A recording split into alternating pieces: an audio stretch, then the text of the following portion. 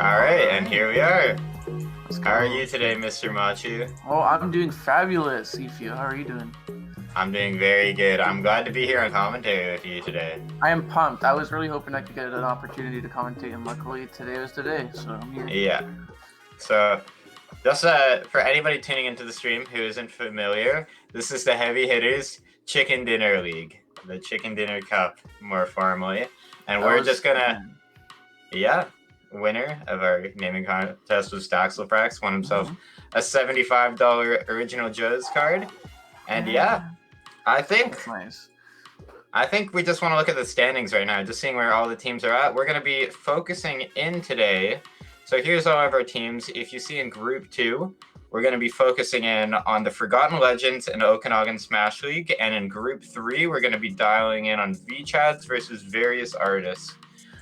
We'll get into that later. Right now, we're going to be looking at the Forgotten Legends versus Okanagan Smash League. Yeah, so Forgotten Legends, they're a team from Alaska, I believe. They have a Codex for sure. I know that's one really big notable name that I've heard. I believe he's a Robin player, but also plays Byleth and stuff as well. He's a Robin. He's a Byleth. He plays all of those like Fire Emblem characters at a very strong level.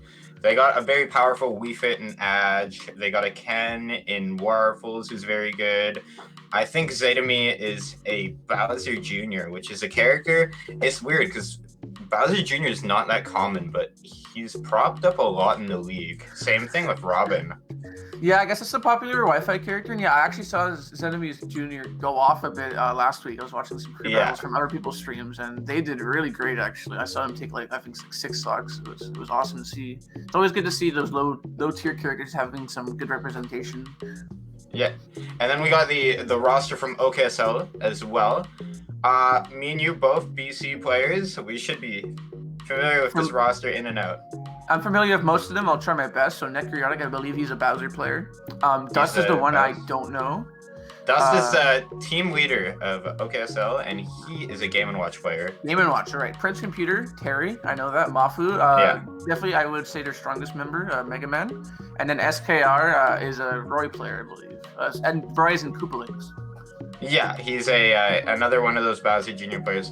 Yeah, they're two, like, for lack of a pun, their heavy hitters are True. They're Prince Computer and Mafu. They're the ones who statistically put in, I think, the most in these crew battles. Not to say that any of the team is weak, performing poorly, but those are the ones who they're gonna send in and they're gonna do damage.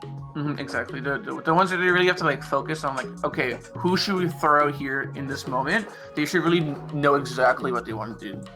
Yeah, and just one thing before we jump into the game here is this game is the rematch.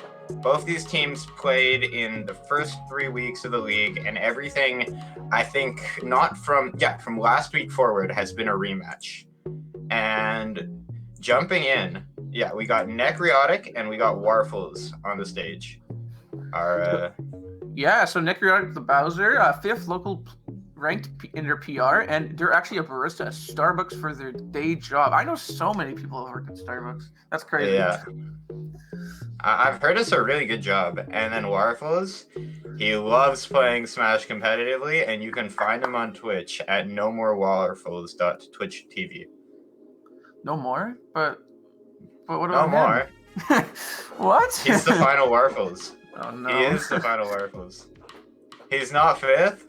He's not 5th. Bowser can. I was just talking about this earlier, that I actually think Bowser does a pretty decent job in this matchup. Yeah.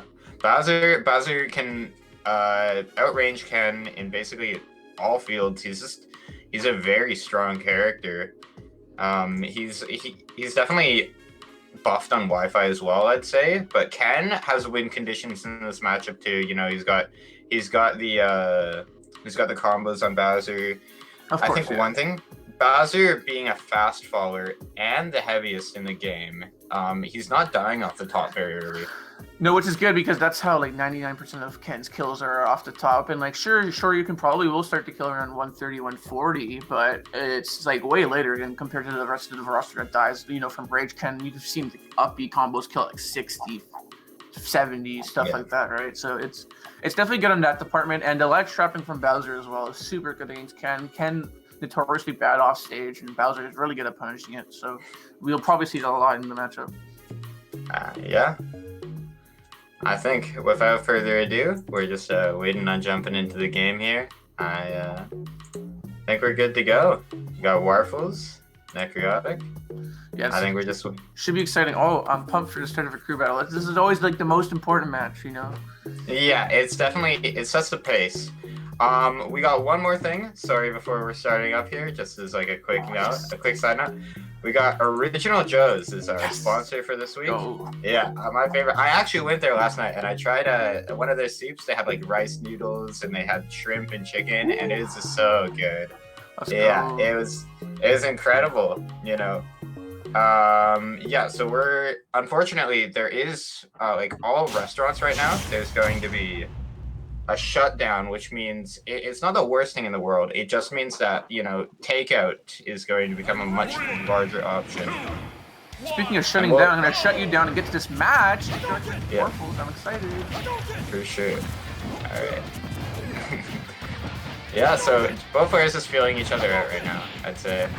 Yeah, exactly. So Ken's going to be chilling a lot. If you jump against Bowser, you're going to be taking a lot of percent just because Bowser has such good range and really good early percent combos. That was a bit of a committal, down B. Didn't play for the side for that. Oh my gosh, catching the landing. There should be no jump here. Is he F tilt? Yes, and he catches recovery. We're just going to see another up B, another one. We're going to see the rinse repeat. Oh, and he saved his jump. He actually saved his jump the whole time. That was smart. But unfortunately, back to the but there it is. And Necrotic sealing up the first stock. Quick and easy. Only 6.9% and then an uppie there. I think, like, I would be pretty upset if I was Warfel here because, like, he missed punch 3 times. And that's just rough. Maybe he was going for the beefy up B, you know, the mix-up, stuck with 2 guns. And we see a focus coming out.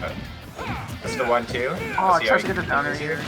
Good shield grab there, knowing that I won't shield break or poke. Just waiting it out.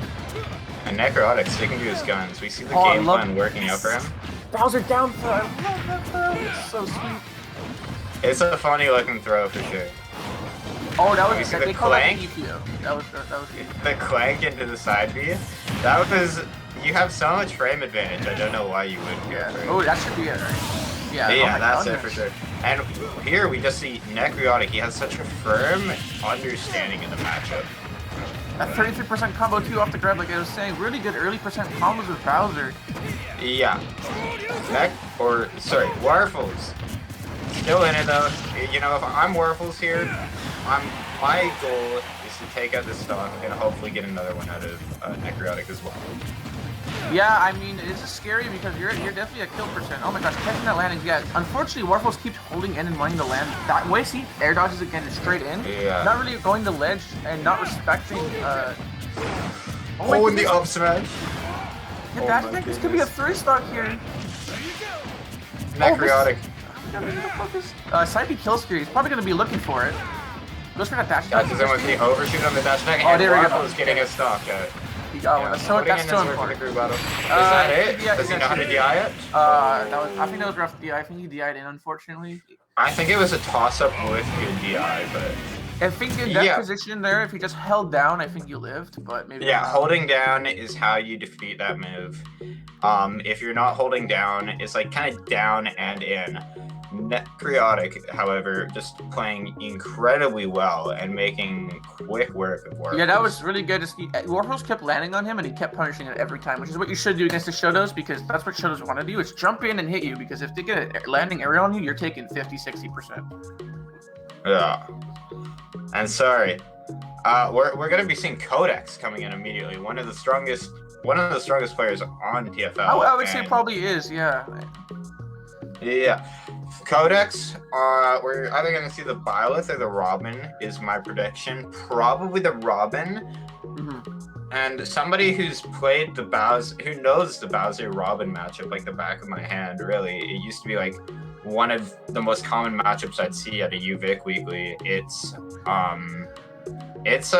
definitely, I think it's a Robin favored matchup. I think Necrotic for sure is able to get a few stocks out here, but I think if he's not familiar with the matchup, it's going to be tough.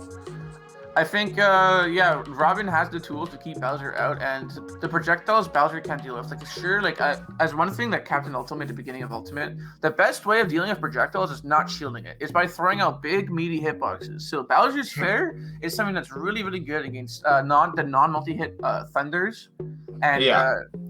Especially Arc Fire, since it doesn't actually activate if you hit it.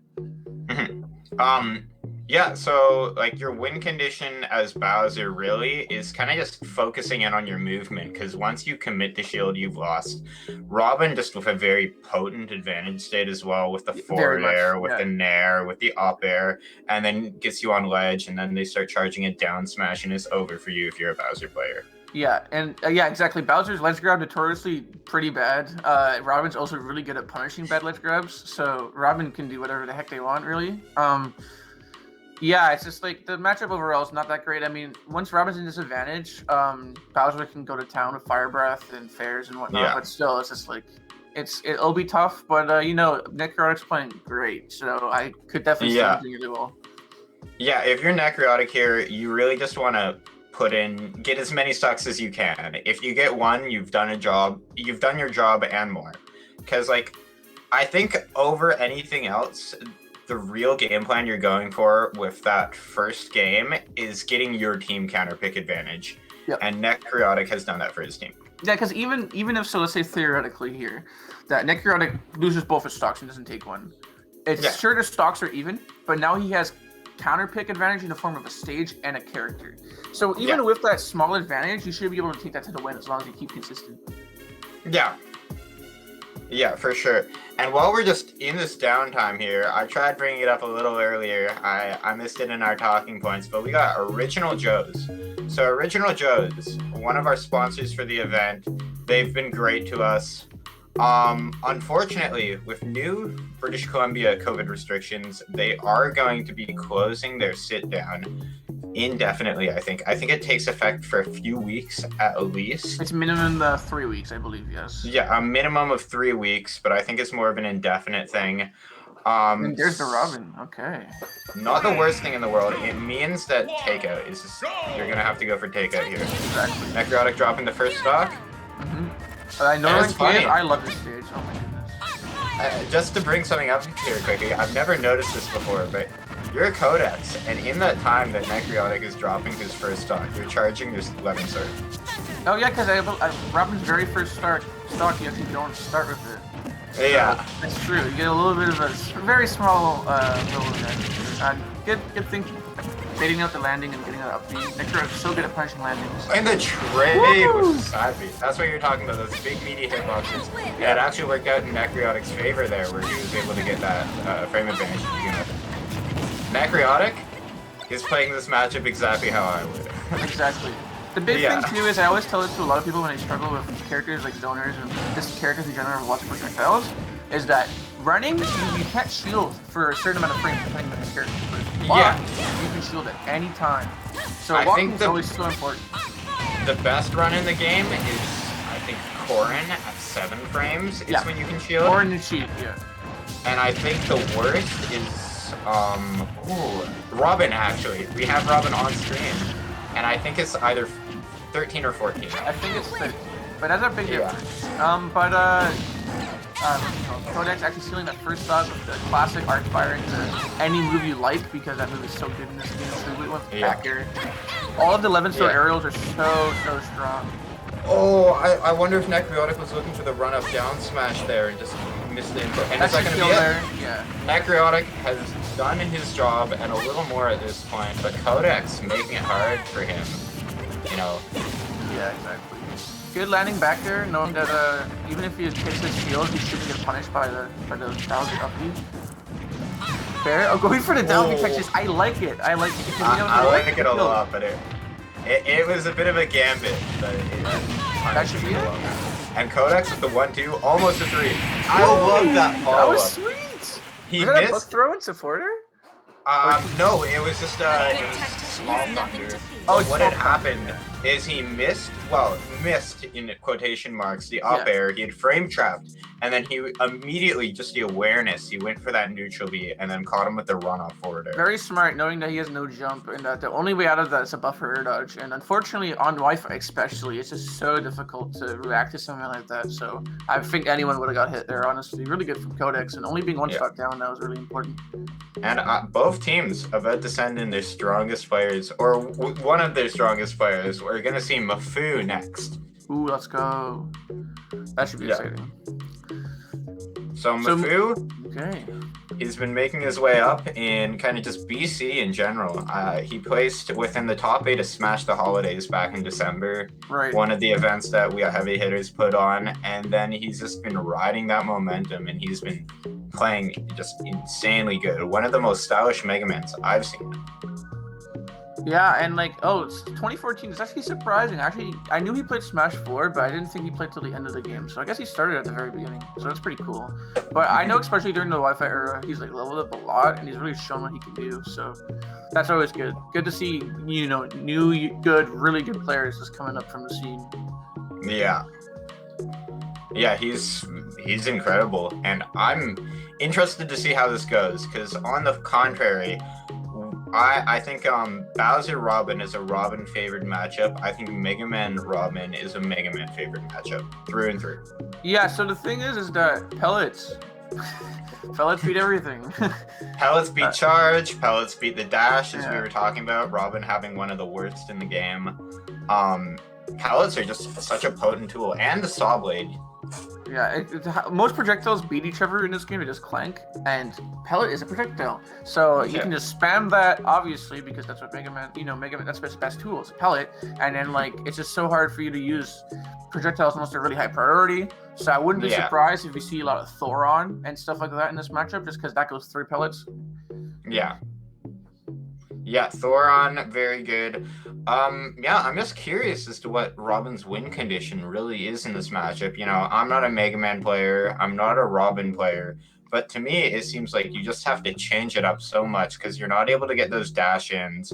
You're not really given the luxury to charge either, so it's just... You really, honestly, in this matchup, at least off the top of my head, you really just have to mix up how you get in by jumping. So I think jumping is really important, because if you jump over Mega Man and he's pelleting, then you can hit him. But if he jumps and he's not pelleting, he might be looking for that double up air fair, stuff like that, right? So you really just have to jump and then see what your opponent wants to do and play around that. If you're Mafu, we'd probably see up air into landing up air into up B into another up air. Crazy stuff, yeah. Yeah. But yeah. Alright, it looks like we're ready to jump into this next game here. Mafu versus Codex. I'm pumped. Codex down a stock. Yeah, I'm looking forward to it. Best players for both teams, arguably. Arguably, yeah. They're both, regardless of if they're the best or not, they're both incredible players in their own right. Absolutely. Going to the small battlefield. Yeah, I know Mafu loves the stage, so not too surprising. Mafu repping the Hog U, using him. Yup. And yeah, here we are, just kicking it off. Going for that up there, yeah.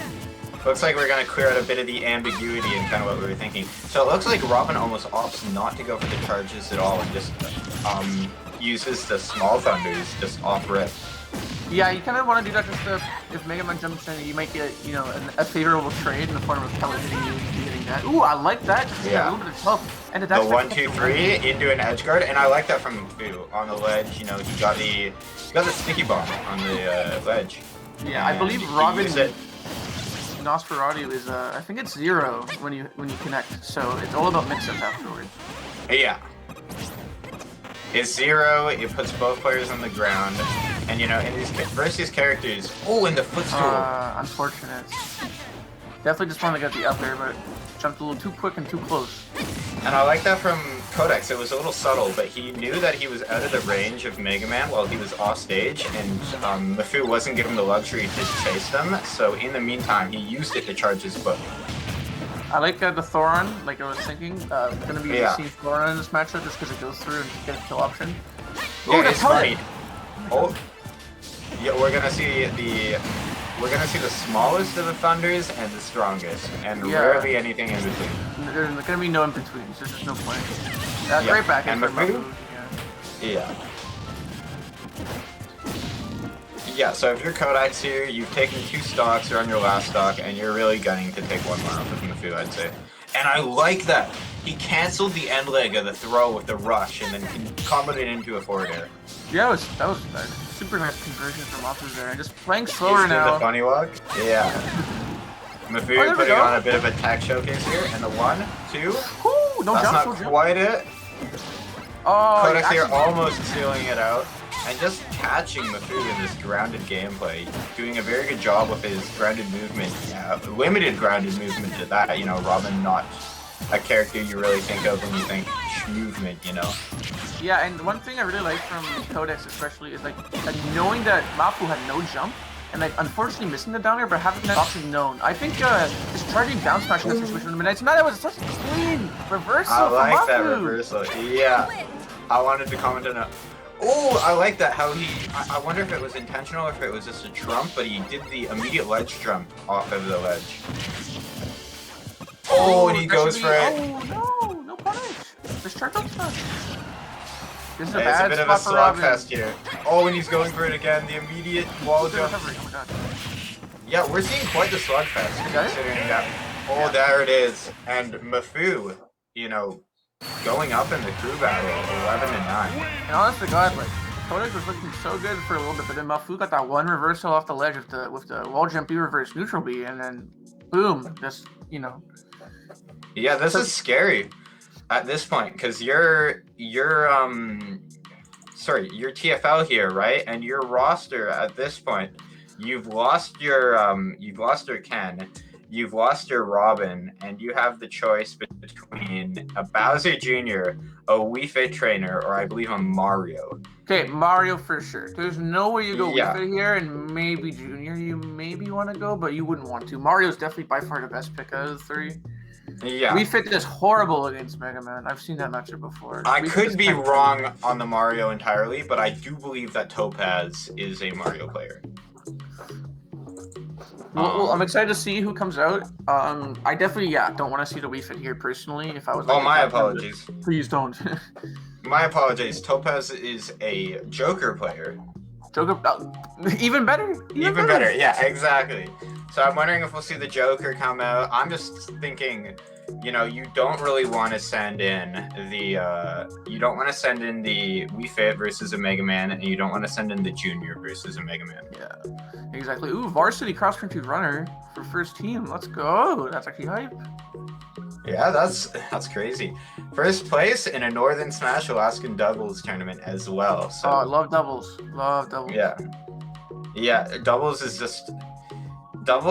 the pinnacle. I think doubles is the closest thing the closest blend we'll get of competitive to casual Smash. And it looks like we're gonna see Zedami come in, the Bowser Jr. Okay, I don't mind this as long as it's not the Wii Fit. Yeah, the Wii Fit. And yeah. the reason why you don't want to be sending in Wii Fit here is pellets beat soccer ball. Yeah. Pellets always beat soccer ball. Soccer ball's got like negative priority, and it's just not. It's the same case when you're a Wii Fit going against a Falco or a Fox. It's like you don't see Fox go for laser that often, but in the Wii Fit matchup, you see Fox spam laser. Well, yeah, because like if you spam it, they can't really do anything. You're at the range where if you're spamming it, you just hit soccer ball back, and if you're using, the sun move, you just Sun deflect it. salutation. Yeah, whatever. Yeah. Yeah, but we're not talking about Mega Man Wii Fit here. We really should be talking about the Mega Man into Bowser Jr. here. Zedami. I'm just wondering, win conditions for both players. I think one cheeky thing Mafu has up his sleeve, and it prevents Zedami. Bowser Jr.'s, they love that beefy up B into the hammer swing, right? Mm-hmm, exactly. But if you're against a Mega Man who's pelleting you, you do the beefy up B, you miss the hammer swing, you get hit by a pellet, and you just fall to your death. Here's one thing, and I do this when I play this matchup. And yeah. So, a little risky. But I'm not. If I learned this from Tanuki canceling with items, but if you can get hit by the pellet, just like the slight hit, and just spam up B, get like 4 or 5 carts out. Boom! You're Oh, done for. It's so 1, 2, funny. 3, 4, 5. Yeah. Oh, that sounds crazy. Just putting them through the blender. The Junior Bombs. Yeah, it's sweet. No, I love it. It's I actually love playing the Koopalings in this game. They're so much fun. Yeah. You know, I'm a big Morton fan. I know some people know that. I was really big on the Koopalings in Smash 4 actually. I played like them. You didn't? I played a lot of those like gimmick mid tiers in Smash 4. Mhm. Well, not even mid tiers in that game. At that point, they'd be considered like They were low bad. tiers. They were bad. Yeah, it's just like in Smash 4, and I guess just in Smash in general, I've always liked characters with lots of moving parts.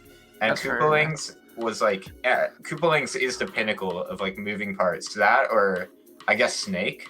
Mm-hmm. Speaking of Snake, Morton actually wins that matchup. Just Morton. Only Morton. None of the other Koopalings win it. So that's pretty. Yeah, that's crazy. Yeah, it's a weird character quirk. Very, very, very interesting for sure. That's why I love Morton. Yeah. Yeah. While we're just waiting on while we're waiting on Zedemy to get into the arena here, I just want to take a quick moment to talk about our other sponsors. We have Original Joe. We also have the Red Bull and the Charitable Impact sponsors. Charitable Impact is Canada's first like giving platform.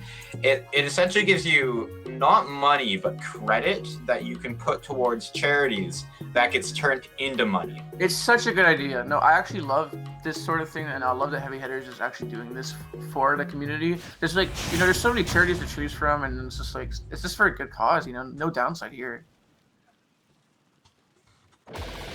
Yeah, for sure. 2, 1, go! We got Mafu. Jumping into this game, Mafu on his last stock. You're Mafu here. You really just want to take. You want to take the stock. Yeah.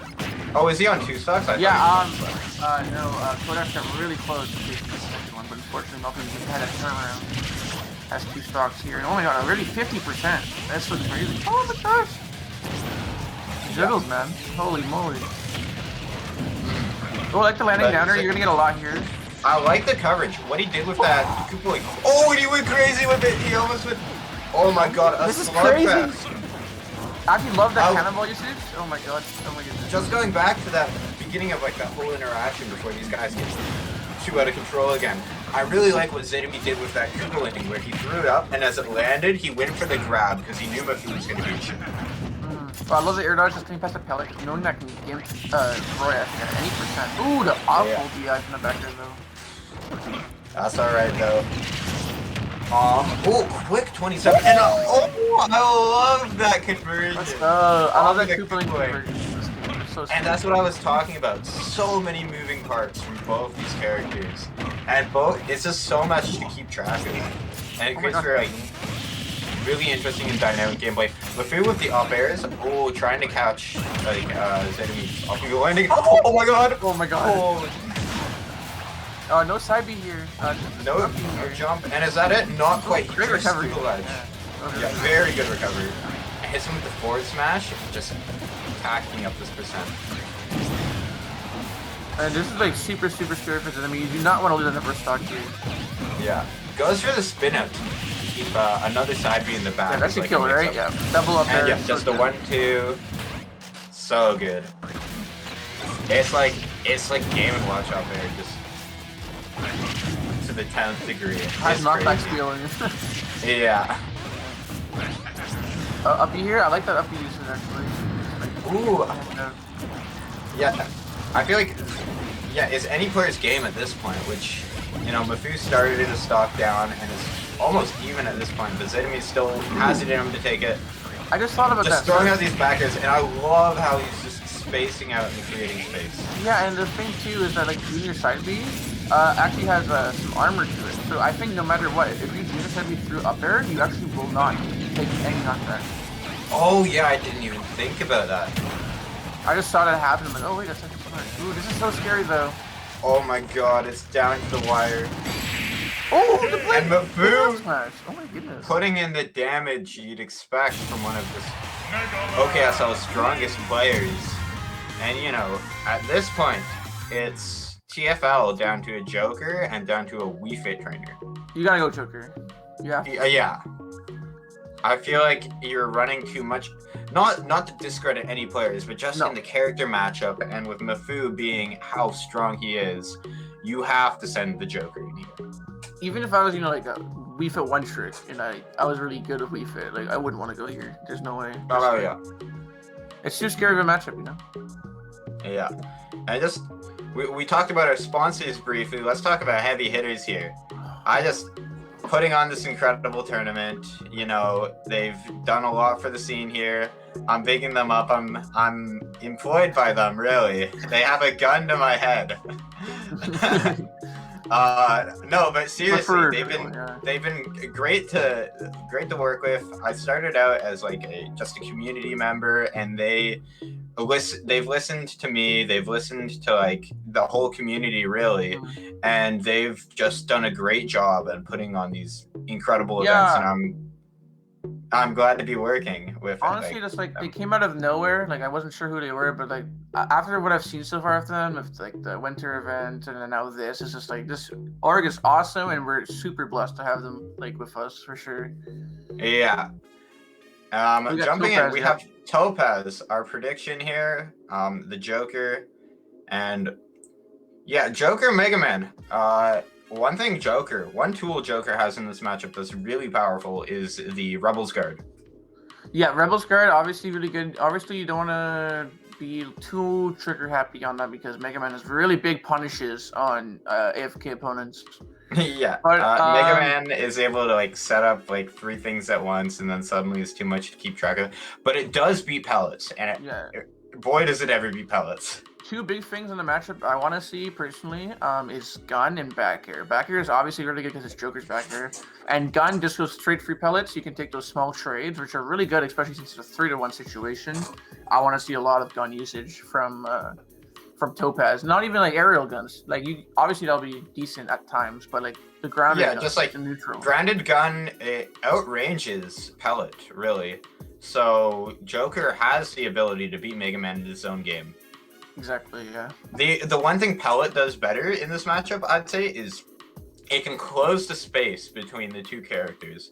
But it's also, you're running a dangerous game trying to close the space against a Joker, because Joker's got all those very quick and, punishing grounded options. Sets up tech chases on the jab, he's got the dash attack, he's got the down tilt that comes out, he's got grab, and, he can get airborne very quickly. He's got the air-to-air in his forward air and back air. Yeah, alright, so 3 sets to 1, Mafu on FD. Now, I know zoners love this stage. I don't know if Mafu specifically loves it, but I would like this counter pick personally for Mafu, just because being on top of a platform against Joker can be scary, but same goes for Joker being on top against the Mega Man. That is scary. Yeah. Just starting out strong with that middle deck. Yeah, so Mafu, just a quick early lead. If you're Topaz here, like, you got a few win conditions, but the one you really need to play for is beating Mafu without losing a step. Yeah, exactly. And I think he'll be able to capitalize off of that with his Arsene that he just got here.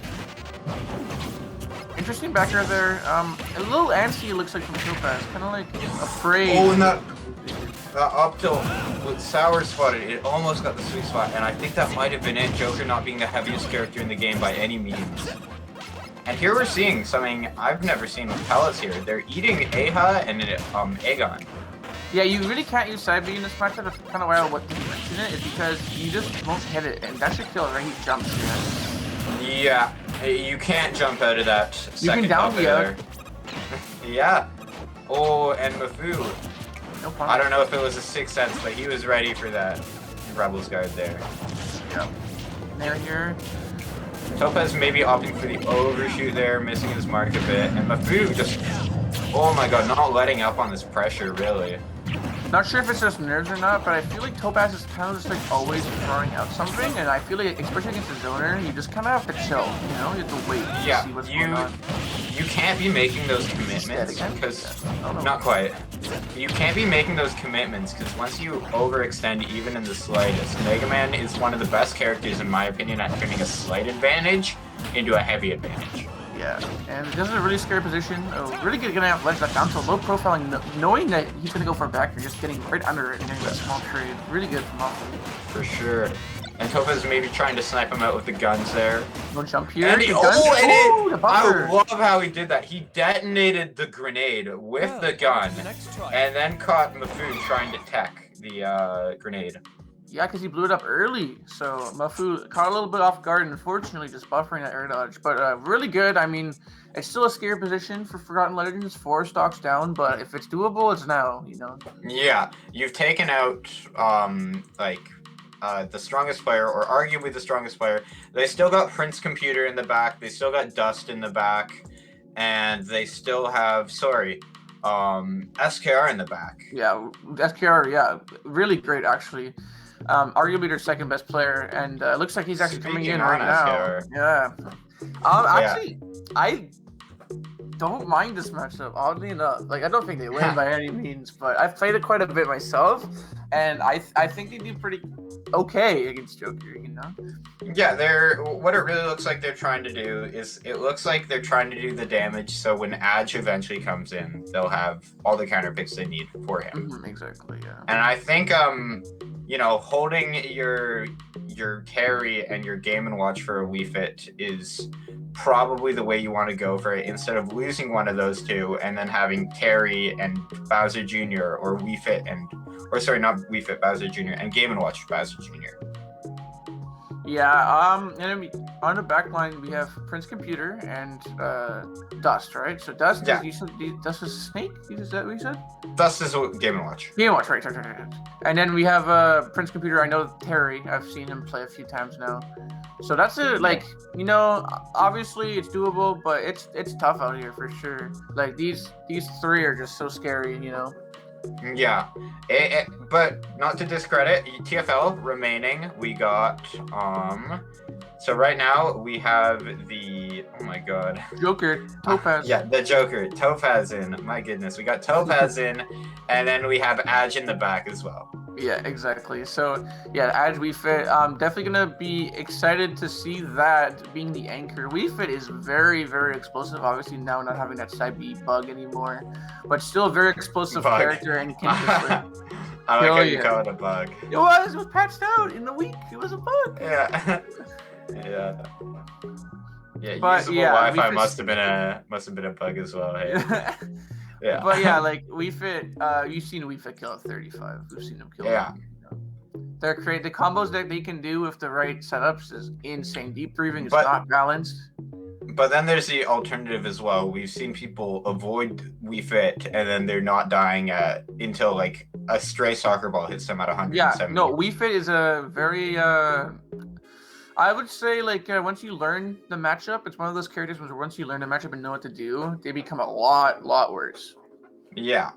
I mean, a Wii Fit, I'm of the camp that thinks Wii Fit's like pretty good, like probably around the top 30 range, which in a game of like 80 characters is it's good. It's good, yeah. Yeah. It's respectable. And I think Wii Fit has like all the tools to Wii Fit has a few really nasty matchups, but I think Wii Fit has all the tools to like win. So but we're not talking about Wii Fit. We got the SKR Roy Koopaling versus Topaz's Joker, losing that first vector, of course. SKR totally forgetting what's going on. Yeah. All right, and then we're gonna see here. And now they're kicking it off. Yeah. So now it's a matchup where Joker can use most of his moveset because it's not small, tiny little lemons coming at you every 0.5 seconds. So you can actually use the AHA and stuff like that. Yeah, and Joker's got some like really nasty gimmicks in this matchup as well, with down gun, sniping out the recovery. Joker's got a bunch of he's just got a bunch of tricks up his sleeve that can do damage. So one thing SKR did, he threw for side B downer. I'm not sure if he wants to try to, because if you do side B instant double jump downer on small battlefield, it actually auto cancels. So if you actually connect with that, you can get a combo. I'm not sure if you're going for that, but that's something that like is super scary and good with the IDJ implementation of this character. Yeah. Yeah, auto cancel is just huge in general. But that's it. And there it is. That's the first stock down.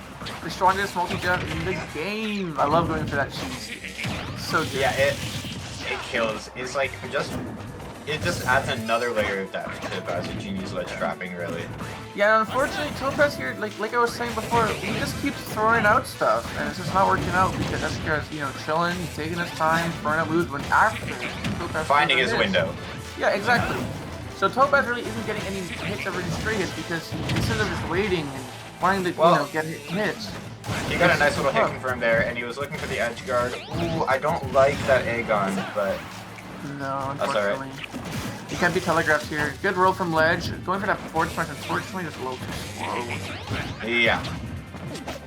Topaz got Escar in a nasty position here, though. You know, he came off the platform, responded aggressively, and Topaz is putting on the pressure in the corner. That was really funny. I'm gonna hold back. Yeah, I knew he was gonna hold down there. Whenever you grab Legends to Junior because they're above you in stocks and percentages, they're gonna hold down. They want to catch you roll. Yeah. They don't catch you. They want to. Yeah, we were talking about it earlier. They're gonna beef you up and they're gonna go for the hammer swing. Yep. Alright, see here, done so good against the Cooperlings. Good and the air dodge to avoid it entirely. Escar. So quick in this game out of up B. And Smash 4, no, you gotta wait a little bit. Oh, I like what he's done there. It was off screen until the very last second there, but he created this cannonball to catch Topaz off guard. You're back there? I wonder if we'll see it again. Not quite. I'm just going for the air dodge again. Yeah, no adaptation. And there it is. Escar coming into this next game. Sitting pretty. 3 stocks to 9 is a tough feat to do. That is a big difference in stocks. And Escar is playing so good, but you never know. Escar is playing incredible, yeah. We do have Adge, and we haven't seen how Adge is playing yet today. I'm a little worried actually for Okanagan, not gonna lie. I think Adge should just blow things up. We'll have to see. Yeah. Adge is about to blow the roof off on what's really going on here. So, one thing is we know who's coming out and we know who's they're playing. I just want to know, what stage do you think Weefin wants to go on in this matchup? In this matchup, I think versus Junior, you really dislike the close horizontal blast zones, so I don't think you're going to town, and I don't think you're going to Northern. I think Northern Cave's a possibility. I think if it's not banned, I think if it's not banned, Yoshi's, but I do think we're going to see a Yoshi's ban. I think, and I say I didn't like the horizontal blast zones, but I think just cramping a Bowser Jr. is the way to do it. I think we're going to see, as you said, probably a Smashville, a Yoshi story, maybe a small battlefield. Yeah, I know from a lot of people that, a lot of Wii Fits that I know just love Smashville, so I wouldn't be too surprised if we saw that pick coming out. Mm-hmm. And Smashville, Smashville there's Junior's got tricks on the stage too. With the center platform, you set up a Koopaling on it, and then it's like Koopaling's pretty predictable on Smashville, so you're always knowing where it's gonna be, or at least in the general area, and you can go for some like really interesting alley-oops off of it. Yeah, I'm excited. I haven't really seen this matchup a whole lot. I wouldn't be too surprised if Koopalings don't do too bad. It's because they have big hitboxes against Weefit, and Weefit does not like that, but we'll see. Yeah, it's no Wario Palutena or no Fox Joker, stuff like that. Yeah. It's one of kind of the sideline matchups, but I don't think it's like crazy for either character really. Just thinking about it, I don't really play either of these characters at a high level, but it's one of those matchups that seems like an oddball.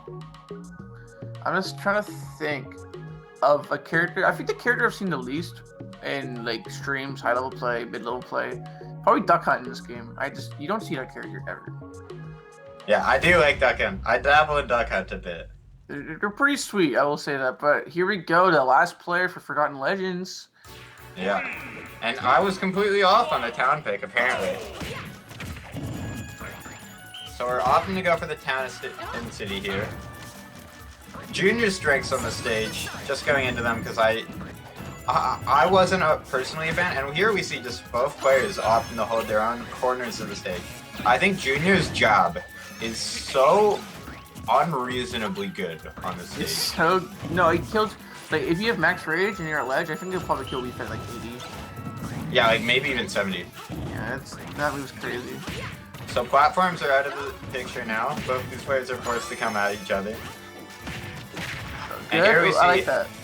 Ash getting the quick one too. Oh, trying to pick it up. Just missing his mark a bit. And that's interesting. how the side B interacts with the other side B. Exactly. And the thing is too is that by jumping in, if you're landing on any character in Wii Fit's probably got like arguably the best landing aerial options in the game in the form of Nair. Nair is crazy good combo tool. Oh, and he just gets his forehead there and he takes him out. So smart. Esker thinking, if I throw a cannonball, it'll clank with Sunset Rotation and I'll be chilling because, cannonballs are such a priority. Yeah. But actually, short hopping with the neutral beam, going right over it, just like that, and hitting SKR. That was so smart. Yeah, he's getting like the blind spot right on top of his head. Oh my goodness, he's alive? What? He's getting Bowser Jr.'s Achilles forehead. No, I don't know. Ash is pushing his advantage so hard right now. And this is like really good. And he's just really snowballing this. Something to be said. I made a joke with the forehead comment, but Bowser Jr., where he peeks out with his body instead of the cart, he actually takes more damage in that area. Exactly. He's like a midweight with when he's got no cart. But oh my gosh, he just spawned and 53% just like that. I think if Forgotten Legends have any chance of winning this, Adge needs to win without taking another stock. Yeah, for sure. If he can take 3 stocks while only losing 1 to like the next 2 opponents, and Esker just content holding that corner there. And I like how Adge forced that double jump out of the cart there. I don't like almost getting the 1-2.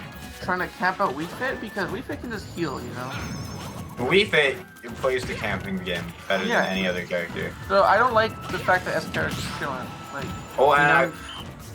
Adge just Esker is trying to create this space, and Adge is just okay with it. Yeah, I mean, of course, he's just every cannonball he shoots out, Adge heals 2%. Yeah, and then another 2 if he gets a deep breathing out is crazy. And one thing I've noticed, I've just picked up on. How you beat Cart is controlling that horizontal space. And Wii Fit, I would say, is one of the best characters at controlling that horizontal space, whether it's with pivot cancels, or with the neutral B, or with the side B most notably. Oh my goodness. Yeah. They're just going blow for blow here. And the back air! What a back air! That was an insane back air. That was like so mental. That was so cool.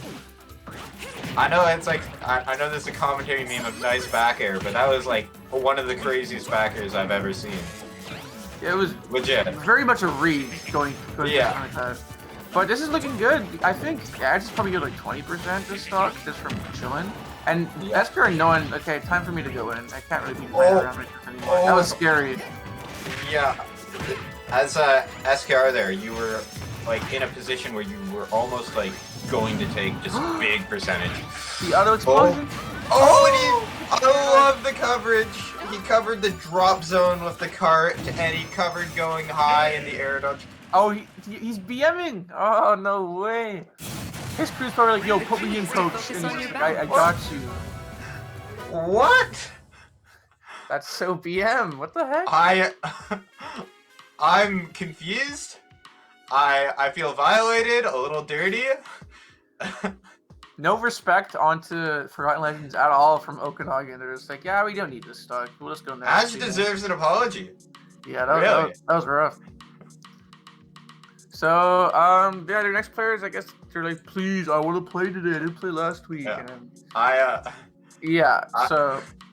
I'm just looking in the chat there, and there is a whoops GG from SKR. Yeah, whatever. Yeah, whatever. Yeah, sure, man. You're just covering it up. Totally intentional. Yeah. Oh, man. SKR, a toxic kid. Yeah, dude, Prince Computer's right. He has snapback problems. He accidentally double jumped the wrong way, side beat the wrong way, and kept going the wrong ways. It was all an accident. Yeah. We are going to see Dust come in next year. Dust, the Game & Watch, and I do not like Game & Watch Wii Fit. I said I don't play Wii Fit at a high level. It's so bad for Wii Fit. I've watched Wii Fit versus Game & Watch at a high level, and it's brutal. You can't recover against Game & Watch's down air and back air. You bucket in neutral. You just on top of that, you got Wii Fit. One tactic they really like off of ledge is to drop down side B, but Game & Watch Chef is very akin to like a pellets in this matchup, on ledge especially. Yeah, Game & Watch. I could easily see it being Wii Fit's top 2, top 3 worst matchups. Yeah, it has to be. It has to go like Pikachu, Game and Watch, Fox. I think. Fox, yeah, exactly. Yeah. Of those 3 in some order. Uh huh. But, yeah, myself, resident Fox player. So 6 stocks to 1. Adge is playing nice. I won't lie. He is playing nice, but is I was going for some good reads there. I like what I saw. You know, it looked like Escar was feeling himself a little too hard. This is tough. I don't know. I want to Yeah, believe, but it's tough. It's 1 stock versus 6. We'll have to see. You know, like I was saying before, Wii Fit can kill so early. So, and it looks like if Adge gets through Dust here, it looks like they're holding Prince Computer as the anchor. Just in case, you know, things go wrong, horribly wrong for Okanagan, they have their Terry anchor ready to go.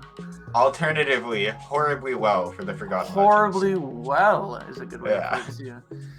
If Adge pops off, we could see some good action on the last game, but we'll have to see. Yeah, no, I'm excited. Adge is keeping it competitive. He's got me on my toes here. Yeah, I'm pumped. Yeah. And, you know, it really, like, Adge, we were watching him and he was playing really hot. I'm wondering if they might opt to use Adge in the 1v1. It's just, maybe it's a bit of a gambit knowing that Mafu is a potential coming in. But if you're TFL here, you don't want to count Adge out at all, but you know that you're on your last player, you know how everyone's kind of performing for today, and you're thinking, who's our 1v1 pick going to be? Because you have the luxury of kind of starting to think about that. I think it's Adge or Codex, but honestly, this match is very important. Whoever wins this, I believe, should get the 2nd spot in the pool. So this is actually like relatively important for both crews. We still have 2 more matches. I think it's a toss-up really between these 2 teams and Beast Mode Gaming as well. Yeah, Beast Mode Gaming can definitely do it if they win their next crew battles, like all of them. But it's just they're definitely the ones that are a bit behind. But obviously, it's still doable. They gotta keep it up. But this one here is still very, very important on getting closer to that 2nd place spot. Yeah. And there it is, the up this immediately.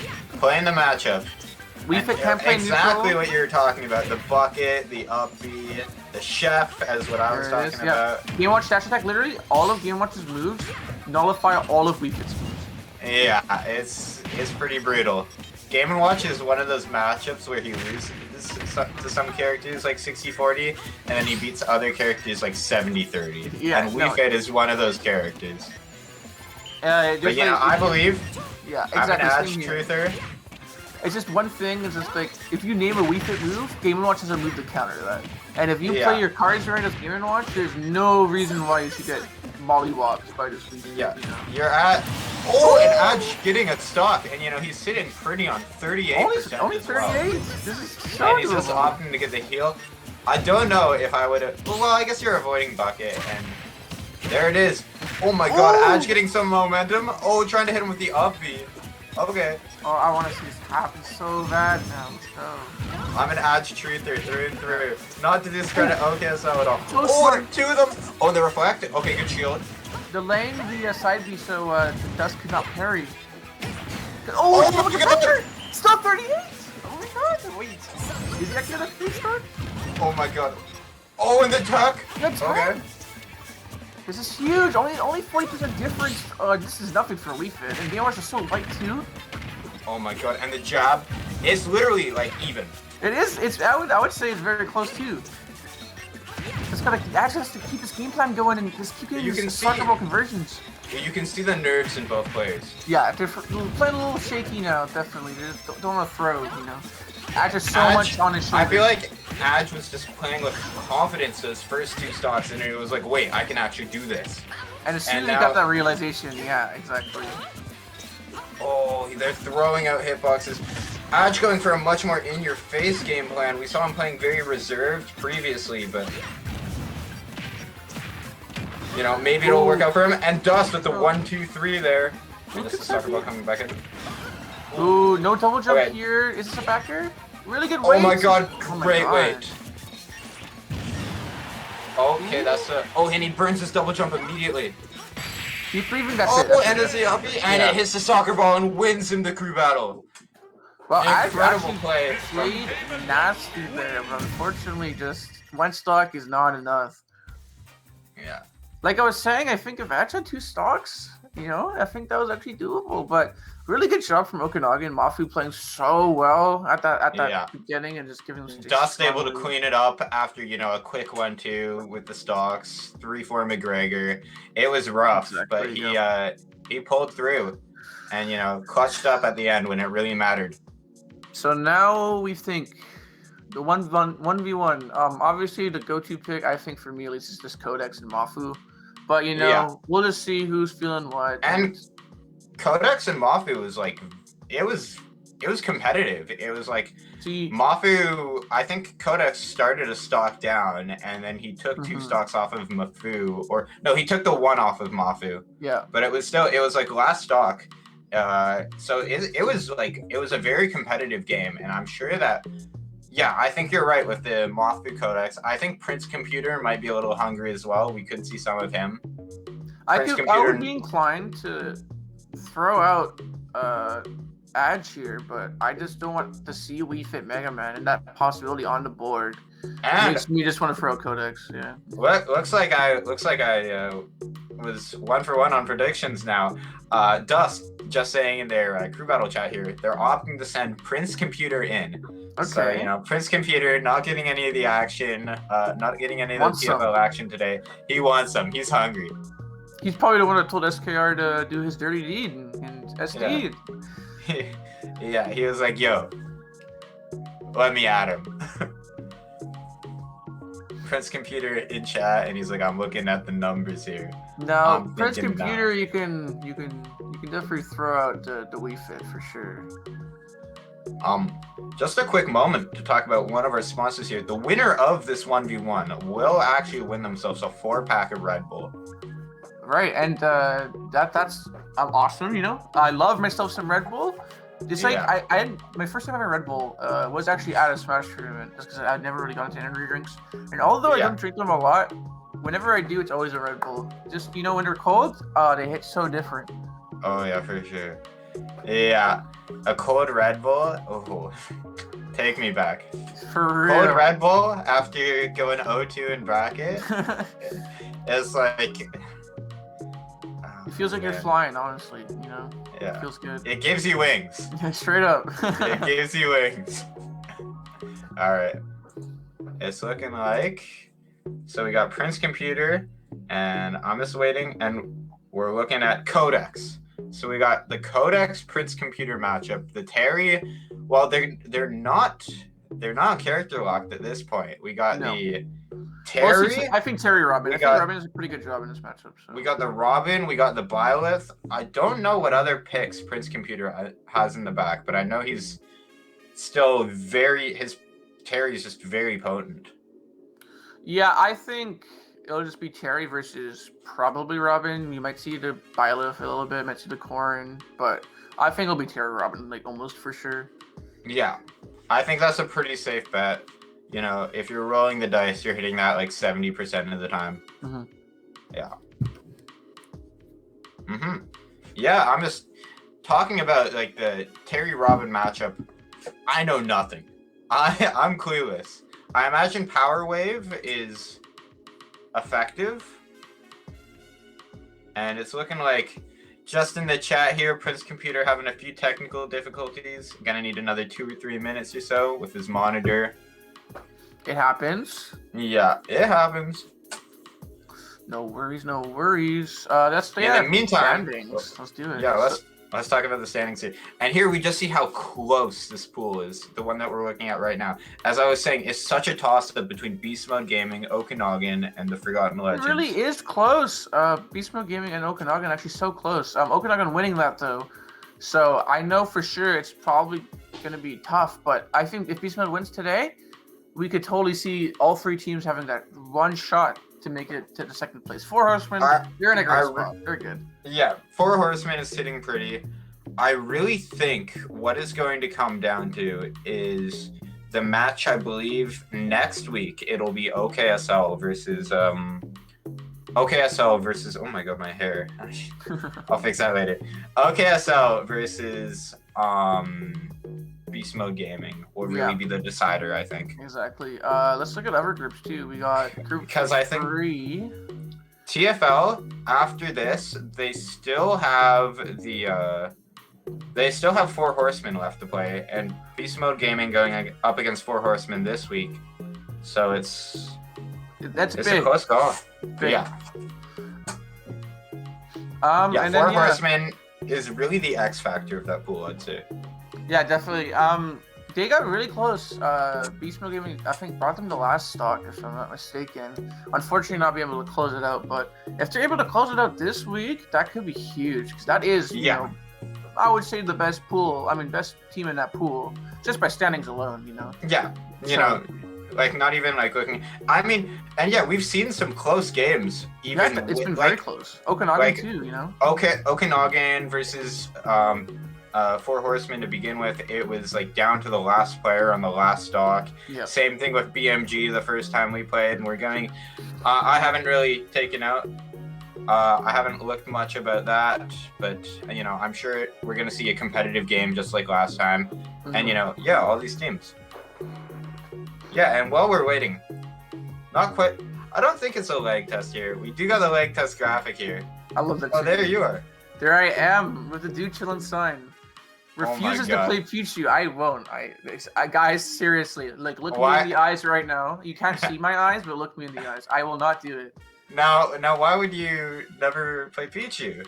It's just, I don't know. I'm not a big fan of the character. No particular reason. Anyways, I love Damn Daniel. Everyone who knows me knows that I love Damn Daniel. Damn Daniel is forever a classic, and it will be always funny. If only there were. Hold on, 1 second. Where is much? If only there were a monument in Peru that. I want to go to. I swear to God, me and my friend Esto, who also commentated a few weeks ago. I want to go to Peru with him because that's where he's from, and that's where that monument's from. And look at you looking down with the little red shirt. There I am. Oh yeah, the fishy shirt. That was the first save on. You know, ranked 3rd in Victoria. It's funny, you're one-upping me on both these tidbits. I'm here joined by ranked 1st in Victoria, British Columbia, and another just very important ambassador for the Smash scene on the island. Blushing, yeah, true. But you know, you do a great job, just as good as I am. I would never say that I do better than you, not on commentary at least. But yeah, it's like it's okay. You're good. You're on, right? Yeah. Good job, good effort. You know, you can split the pot sometimes. Straight up. Don't let me get in your seating though. True. You know, I don't know, man. Master Nick playing a little hot this week. Seating will always be my favorite and least favorite part of a weekly, just because you have people being like, "Why am I 7th? I should be 5th." I love and hate the drama. I love and hate the drama. It's so funny, but it's also like if you want to hear it every week, it's like I'm done. You know, I'm done TOing. You can do it yourself. Figure it out. Swear, honestly. And it looks like we're gonna kick off the set on Town and City. Codex, Prince Computer, Town and City. Love Town and City. Both these characters very good at abusing that side blast zone. I'd say more so Terry than Robin or Byleth. So big thing about Byleth, down tilt with Byleth is so good against Terry. Like you always get down tilt conversions. He can never snap. Also, forward smash, also insane against Terry. You can kill Terry at 35 with Byleth. Yeah. No, this is such a volatile matchup on both ends. A quick 30%. Ooh, catching that landing. And he went for it. He went for it. He got the drop zone read, but he was a little off. Oh, really good knowing to turn around in that situation. Really smart from the Terry, actually. Turning around instantly. Yeah, Prince Computer, just a very strong Terry. Codex, a very strong Byleth, and Robin. He's kind of been forced onto the back foot this whole game. Got a whole bunch. Hopefully we'll get to see him, you know, just do his... Oh my god, lipstick grabbing it. Burning Knuckle. That was so rough. I was going to call it some random move because I forget what Terry moves are called, but this nice conversion. You remembered. You remembered. What, dude? And the jab power deck. I'm not sure if that was a shield break or thought Codex being a little antsy. I actually know someone that loves jab jab power dunk. They're actually on my crew. Oh, who would that be? His name's Locust. I'm not sure if you know him, but he's a great guy. I'm sure he is. Everett's computer playing so hot. Oh my goodness. I can see why he was hungry. You can see the hunger in his gameplay right now. He was like, yeah, I'm here for blood. Yeah, and like Codex is playing so good at Robin. Oh, and, like, I love that conversion, but Codex looks a little lost at the Byleth right now. I mean, it's starting to look better, but it's so far so not good. Great invincible uppy. I love the drag down again. The usage of the drag down upper is I don't so see that. effective at hitting those. And he's doing a good job creating space this is on the crazy. corner.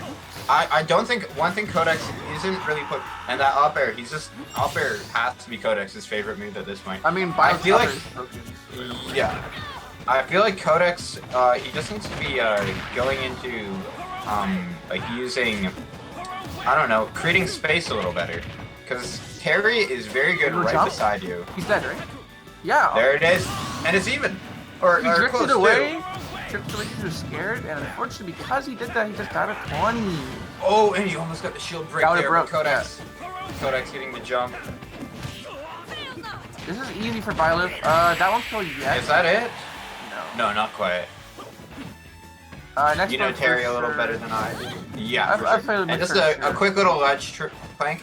And I love that spacing on Prince Computer. You saw him doing the down tilts, and it's kind of the same case where you see people throwing aerials on ledge to bait out the get up attack, and he did it just outside of Codex's range. Reese spot dodge.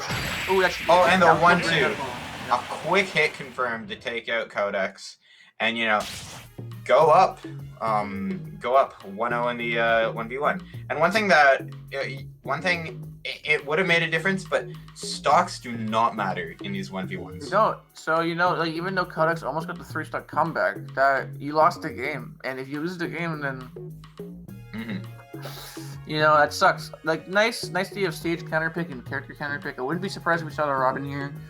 Yeah. But it's still 1-0 for Prince Computer, and that'll be tough for sure. But we'll have to see where they go and what they character. I wonder if we're going to see any character counter picks. It looks like Codex went in there briefly. I'm not sure if he went I in think it there was a to change stage. characters. I think it was just a stage. I think he's staying Byleth from at least unless he's like insane and just like when speed. But I'm just taking a look at the chat log here, and I haven't seen any stage bans quite yet. okay, so they might just be running it back with Robin. Okay, we're going to PS2 here, off of the bans of Final Destination and Northern Cave. I think Prince Computer isn't counterpicking for the Byleth at this point. He is counterpicking for the Robin. Yeah, I think that's a good idea. I think he's like, I got the Byleth on hand, you know. I'm more scared of the Robin here, so you might as well play around that because you're playing so good against the Byleth anyways. I think just covering those options like that, making sure you can secure the W. And there's the Robin. Yep, there's the Robin. What Codex is really known for, I'd say. But Prince Computer still, we saw him playing hot. He was playing very well that first game, and he looks like he's ready to take on the Robin that was playing very hot in the crew battle today. Down through up tilt, that's interesting. Usually you see Nair, but I like that just because there's this small chance you might get the extended conversion of the platform. Yeah, hit him with the 1-2 with the forward tilt into the flex shoot. I like the fair spacing. Levin's already gone. We'll be back for like 10 seconds, so it's nice to play around that. And just ledge dropping here. Oh, good get up attack, knowing that he burned his double jump, so no matter what, he's gonna get hit by that. Yeah, and the jab power dunk. Huh, sounds familiar. Hits him with the dash attack, and he does the power wave there to stall. I like that because he's able to cover high without really committing to any drift. So we get ledge. Good wait, knowing that the arc fire wasn't close enough to hit him hanging. So just waiting it out. Let's get the roll read there. Unfortunately, you know, Codex is being like, nah, I'm chilling, I'm gonna neutral it up, keep chilling. Oh, and I love how he just holds the shield there. So he just Prince Computer's been locking in that jab power dunk a lot. I wonder if that power dunk that happened up kind of above Codex there, if that was just unseen. Oh no, he didn't. He just what was that? That is worse. What? He busted what was that? That was. Oh, I'd be so tilted. Oh my god. Oh, okay, and that's bad Codex DI. keeping his composure, catches his computer with his jump, trying to avoid any respawn stuff, but it ended up being to his detriment. But a quick 35, a quick 60. Oh my Imagine goodness. if Jab power dunk this might be box. Oh my goodness, that would be so mad. Oh, read the air dodge actually. And here we are, we were talking about a quick 88. Oh my goodness, such a volatile matchup.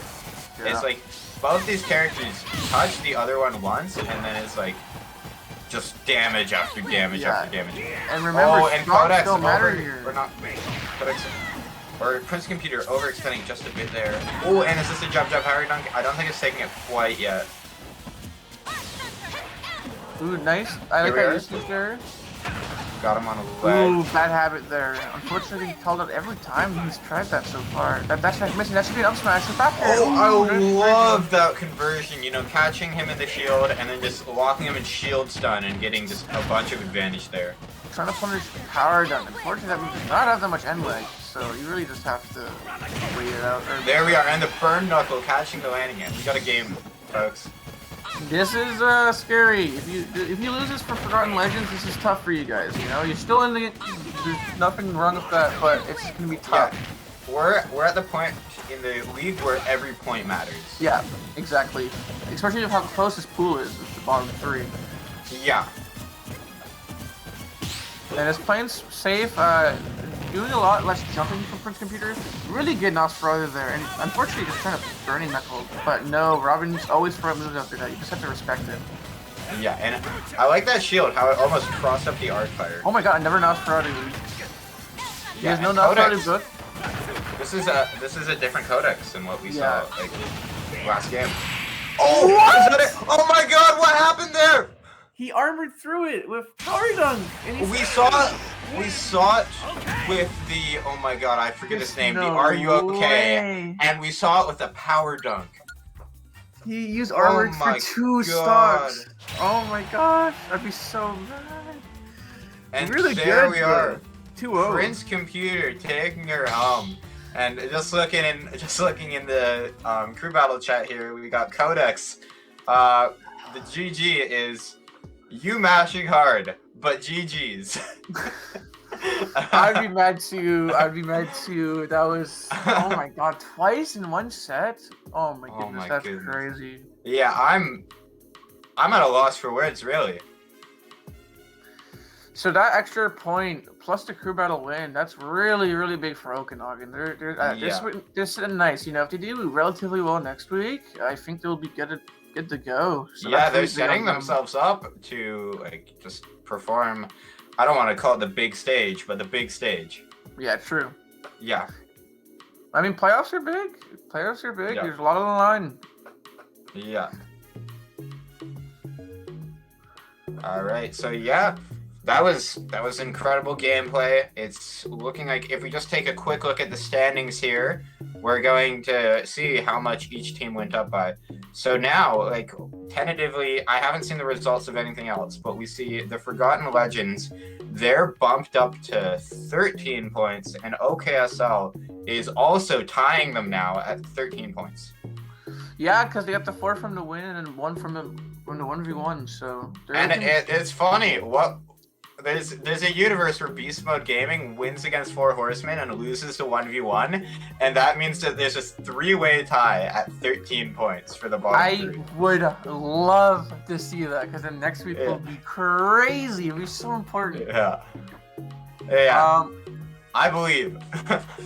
So I know for other pools, for pool 1, Salt Shakers, slightly above average Joes, Zizo Gaming. That's actually the one thing that surprises me, is that on my predictions for Group 1, I really thought slightly above average Joes would be like guaranteed second. But Zizo's playing really nice. I've seen Zane and Necrotic and stuff like that. Yeah. They've been really playing well. Oh yeah. And let me take a quick look in my addendum here. Well, it looks like Zane Gaming, or Zizo Gaming, sorry, is going to be playing Hey Guys Look in their pool. Your team. My crew, yes. I am obviously, I think one of the crews will win. I'm not going to say who. But Ziza's been playing nice, so my crew better be ready. That's for sure. Yeah, for sure. I think that's the most diplomatic way you can put it. Yeah. And just getting ourselves ready for the next game, we got Various Artists versus Vicious and Delicious. I don't want to throw any shade here, but this is an upset in the making. Bottom seed of the entire league, versus 20 points. It's 4 versus Various 20. Artists want to win. They need to win the 1v1 and the crew battle this week and next week. Yeah, I believe. I do too. I'm a believer. I think this week they have probably their strongest roster to date. So I could totally see it. They got some great players on their Bracho, Elnath. We got Ian. Retro, Brandman. Yeah, exactly. Brandman's been playing so nice lately. And Vicious and Delicious, they're leading with Nanoash. Their roster is going to be Nanoash, Lightning Quiz 7, H4DS, Justice, and Cygnus. Some of the biggest just names in Pacific Northwest Smash right now. So I didn't know Lightning Quiz 7 until a week ago, but after watching him, he's crazy good, Cloud. He's really, really, really good. Yeah.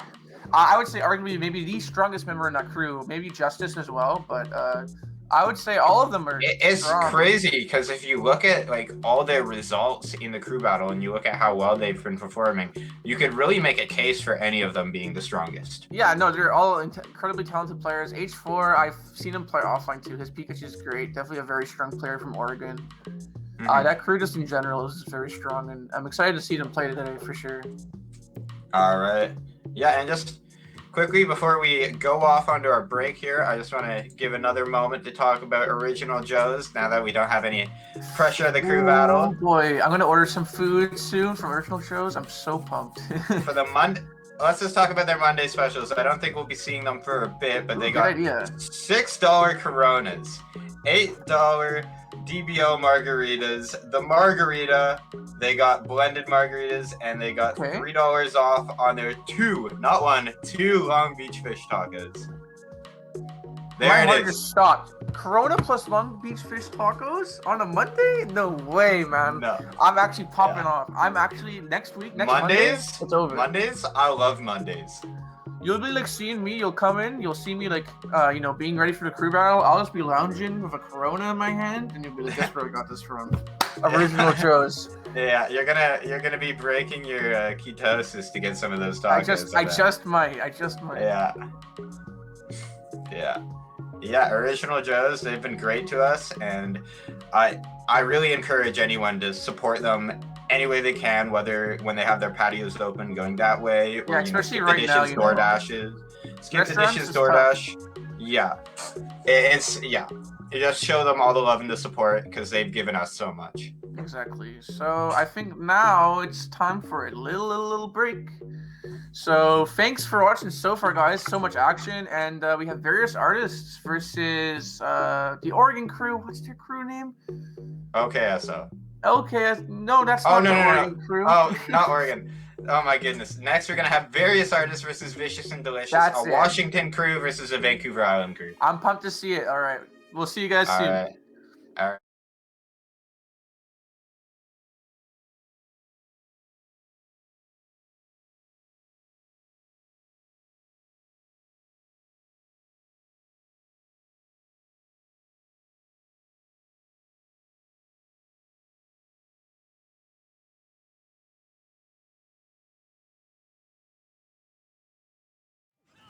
No, definitely. Oh, just all these up smashes, all these kill options. He's really desperate to really want to get this off, and finally gets it with the back air. Very nice. Yeah, very, very, very good there. That was perfectly placed right here. This is anyone's game, right? At the end of the day, percents is sort of a resource, right? It's all about momentum swing. So even though it's 76-0, it's a little bit tough for Caden here on this point. Anything can change right now. It's all about that delicate balance of who's going to land the hits that they need. Necessary for them to take the stock right now. 92%, we're getting a little high here. I think one more good hit. Oh! That one scenario, maybe just a cheeky down air there, just to take that stock very quickly. Maybe. Oh. But these up airs, we're looking like Falco out here. Yeah, exactly. They're getting a taste of their own medicine right there. I was just about to say that as it was happening. and it just continues to get a little bit worse here for Tim. Tim, oh my, welcome to Smash Ultimate. You want to go get a grab. Grabs are really weak in this game, unfortunately, and spot dodge is way too good. Catches the roll on ledge. Any more stocks here? Because one stock deficit, that's not the worst thing in the world, but 2 stocks, we're starting to get there now, and we're getting into that territory where it's going to be a little bit harder to come back from. And right now, even percentages finds himself off stage. Scary. No way. You know, having their opportunities, getting in, getting some throws in like that, but they're not fully converting to things that will end up being stock, getting the stock taken, right? And just getting the damage. However, Satami, whenever they land something, look at this, they just go the extra mile. Unfortunately, not able to get a hit here on Satami. They're so slippery, and of course, Falco likes to jump, so if you throw out an up smash and cast a jump, it's just too much, and no way. Almost died there. A little bit there. So if you even just simply like lightly push them, they can go away. And they're very lucky that they didn't get hit by all hits of that forward smash. Oh, and that should do it. Back Yeah. air shall do it. Yep, which is great. They were sitting at 100. Oh, it's already back. Yeah. There it is, the up air. See, it's like you want to extend and like push your advantage state, but then Robin just kind of swings, and then that's kind of it. So it's very, very scary here. Kind of making me eat my words here. He's having no trouble with Jonzo trying to get in close on the distance, and he's gonna take it easily as long as he's having that 11 sword. It's gonna be very easy, but the forward smash in retaliation is good for Kodex's first stock. Yeah, no, very, very, very good here. Yeah, I like the T-Jolt. It's not gonna be so grim for Easmo Gaming here. And will that do it? No, still living. Almost, yeah. That forwarder is not going to do it, and another again. once Oh, again, no. yeah. And I chalk it up to Wi-Fi, chalk it up to something else, but the SDs don't. Zach was definitely trying to go for a smash attack there. Down throw into 11 there. Very dangerous rounds because I'm sure Zach B's feeling the pressure right now, especially with how far down in stocks his team is. I think he's very anxious for the kill. Will the up smash do it? Yes, it does. All right, that's Thankfully so. really good, really, really good. Beast Mode, without that, they're so good. They're so aware of how fit that they need to be to the point that they can become a fighting machine for it. They took a deep breath, and already Zach B's at 70. This character, their fighting style, it's not like karate, it's not like, you know, taekwondo, mixed martial arts, boxing. It's not that. It's just actually just pure physical fitness. Like that's kind of crazy to think about. Apparently, doing things that are meant to relax the muscles are actually good for pummeling your opponents as well. Who would have thought? Tearing their muscles apart, exactly. No, for sure here. Zach B, Oh, F tilt's gonna do it. Less of like an optimal sort of like meta decision, and more of, I think Tim is super comfortable on Charizard. And Charizard is like one of the characters that can just work at basically all percents. They're just really, really good to throw out. I mean, it's big, scary. It's not a dragon. It's like a salamander, I think.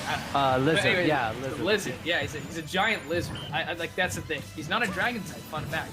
Getting a down smash and it's going to be able to take the stock. And that's already better than what Tim could do with Falco. But yeah, I'm telling you, we saw. Regardless, I feel like if we saw Tim play Pokemon Trainer in the initial run, I think we would have seen a much different result here from this. It's going to be up to Tim to be able to take 8 stocks from there too.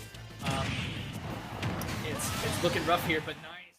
Win will take the Yeah. second stock. Oh, hold on though. Nice, gonna be able to forward air and send the soccer ball back. Oh, this is looking scary for Tim. Oh! See if it comes a little bit close here. There's the up throw for the damage, right? Up throw shockingly doesn't kill as early as you think. A lot of Charizard players tell me that. It's more for the damage, but I love the down air. We're gonna keep this crew battle going. It's gonna be 6-1 here, as Tim's gonna want to make the, if anything, forward here in the chat, and they're gonna need it. And I think this is really funny that Tim actually did this, because this means that Tim actually gets Charizard first, which I think is what they want. Because again, like, I know a lot of people who are not solo Zards per se, but like are Zard specialists, because they had a lot of time playing. Oh, it's the rush. Are you okay? Yeah. Back throw here. There's the forwarder. Nice. You love to see it into Nice. the forward smash. Forward Oh my smash. gosh, Tim, this is incredible. You're catching all these landing traps here. Oh, no.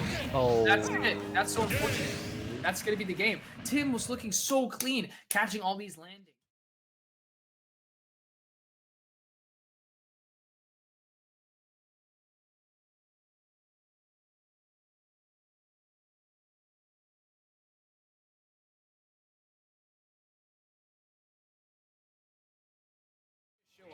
you have to put in the work to make things matter. The up air, it's going to do something. We're at 94 right now, but Power Dunk on its way down, and Collide is going to do something. Wow. There's the Tetra card. Very, very well placed Tetra card stuff. That was just at the nick of time too, because if that did not kill, he would have had access to that gold mechanic, but will do it for his stock. And right now, this is kind of the weakest area that you want to work with carry, where he doesn't have that go. But the jab, power jump will do it. I wouldn't even say Terry's just weak. Not expecting it. It does stop Toon Link's momentum just entirely, so it's a very good mix-up actually, just when you're trying to get back onto the ground. It looks like, and just a strong vantage point for Gallows. Very annoying. Jojo just stuffs out the power dunk with an up air. Very well done by Jojo. Like, Jojo definitely is showing that matchup experience right here. It's already 133% to 26%. This is quite a deficit for Dust right now. And the up special goes the wrong side. Well, yeah, it's unfortunate that it went the wrong side, but still, and there's the F tilt though. This is what I was talking about there, because also you can bait Bucket, you can bait the reflector, and that's exactly what we're seeing here. It seems like Bucket doesn't reflect from both sides, getting hit from the boomerang on the way back, and will convert right into his F tilt. Oh, Forza won't be able to do it. Wounds have to deal with. It's definitely nothing worse in a crew battle than being so close, getting that current stock from your opponent, and then they take it. It's such a high percentage, but manages to take that first stock. Toon Link probably can kill him with one strong aerial. Ooh, nice punish on the down smash. And right now, ooh, and yeah, it's gonna do it. Something needs to be done, right? Yeah, this is not. This is not really the deficit that OKSL really needs right now. And is that going to be the second stock so early? Oh no! Jojo, though, did they drink Red Bull before they played this out? This is insane. They're going off, dude. I think it's just a matter of who drinks more Red Bull before these events. But finally, the up smash and retaliation is going to take Jojo's first stock of at least this match. You don't want to stale your back throw. You want to keep that as an actual viable kill option here. There's the bomb into the forward air. That's it. That's all it takes. Oh. Consistency. I'm telling you, that's what Toon Link has. Definitely, I think the game plan, at least for Necrotic, was to just take this quick stock, make sure it wasn't dragging out for this long. But Jojo just... Oh, wow. You like the conversion? The Z drop bomb down tilt forward air. Very nice. 131. No. Consistency, man. Into finally getting the first side special coming from Necrotic Bowser. Oh, good F tilt to catch that recovery. Finally putting Jojo's slaughter to a halt. But is it finally? Is it too little? But for sure, there's the suplex button. You're gonna want to condition people to shield as V-Brawler and then grab them. It does like 20 damage. That's pretty good. Yeah, looking pretty even right now. I know Necrotic does have a lot of percent on him, like twice more percent, but with Bowser, okay, never mind. Maybe I'm gonna eat my words, but I was just about to say Bowser can go hit for hit, but is that it? No way! No way! In itself is already the least that he should be expected to do. Really, that was so cool. Oh, that was so cool. That was so cool. If we saw like an up air from that, regardless of win or lose, that would have been a nice clip. And that's the first stock right there. They did take 66%, which normally in a tournament I'd be like, damn. Oh my god! Oh, do you see that? The slow walk. I'm telling you, man. When people walk in Smash Brothers, I feel a certain way. Dude. It's so scary. I don't think people do. Oh, an up smash out of shield. That will do it from after second stock, and already Fire the Pyro. Going above expectations. Will he go for the win in itself? Do 4 Horsemen even need 2 of their players? That's what I'm saying. I was making that joke. I was saying, let me play. But, you know, they're probably off doing their own thing now. Oh, there it is. There's a good ledge jump. More people need to do that. Honestly, ledge trumping is the freest way to take stocks against people who are not aware, as in me. Oh, that was really nice. See, that's what Mafu needs to do. He needs to do more of these clutch things. They're so good. I'm telling you, man, when Mega Man's used Dare in inventive ways, it's actually so cool. I really do believe that, sure, you can have your opinions on fighting Mega Man, but like, honestly, he's just such a fascinating zoner. He's a zoner done right. It just happens to be too many good zoners. But, this is... Oh, good there it is. punish. Good punish. Mega upper. It's going to be... This is crazy. You have to beat...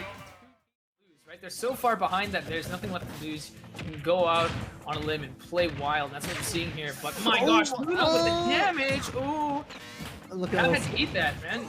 Oh, that's unfortunate. I don't know what made him go so low and put him down at that disadvantageous position. But you know what? The 4 horsemen will take it. And Darian gets to keep doing whatever he's up to. Go!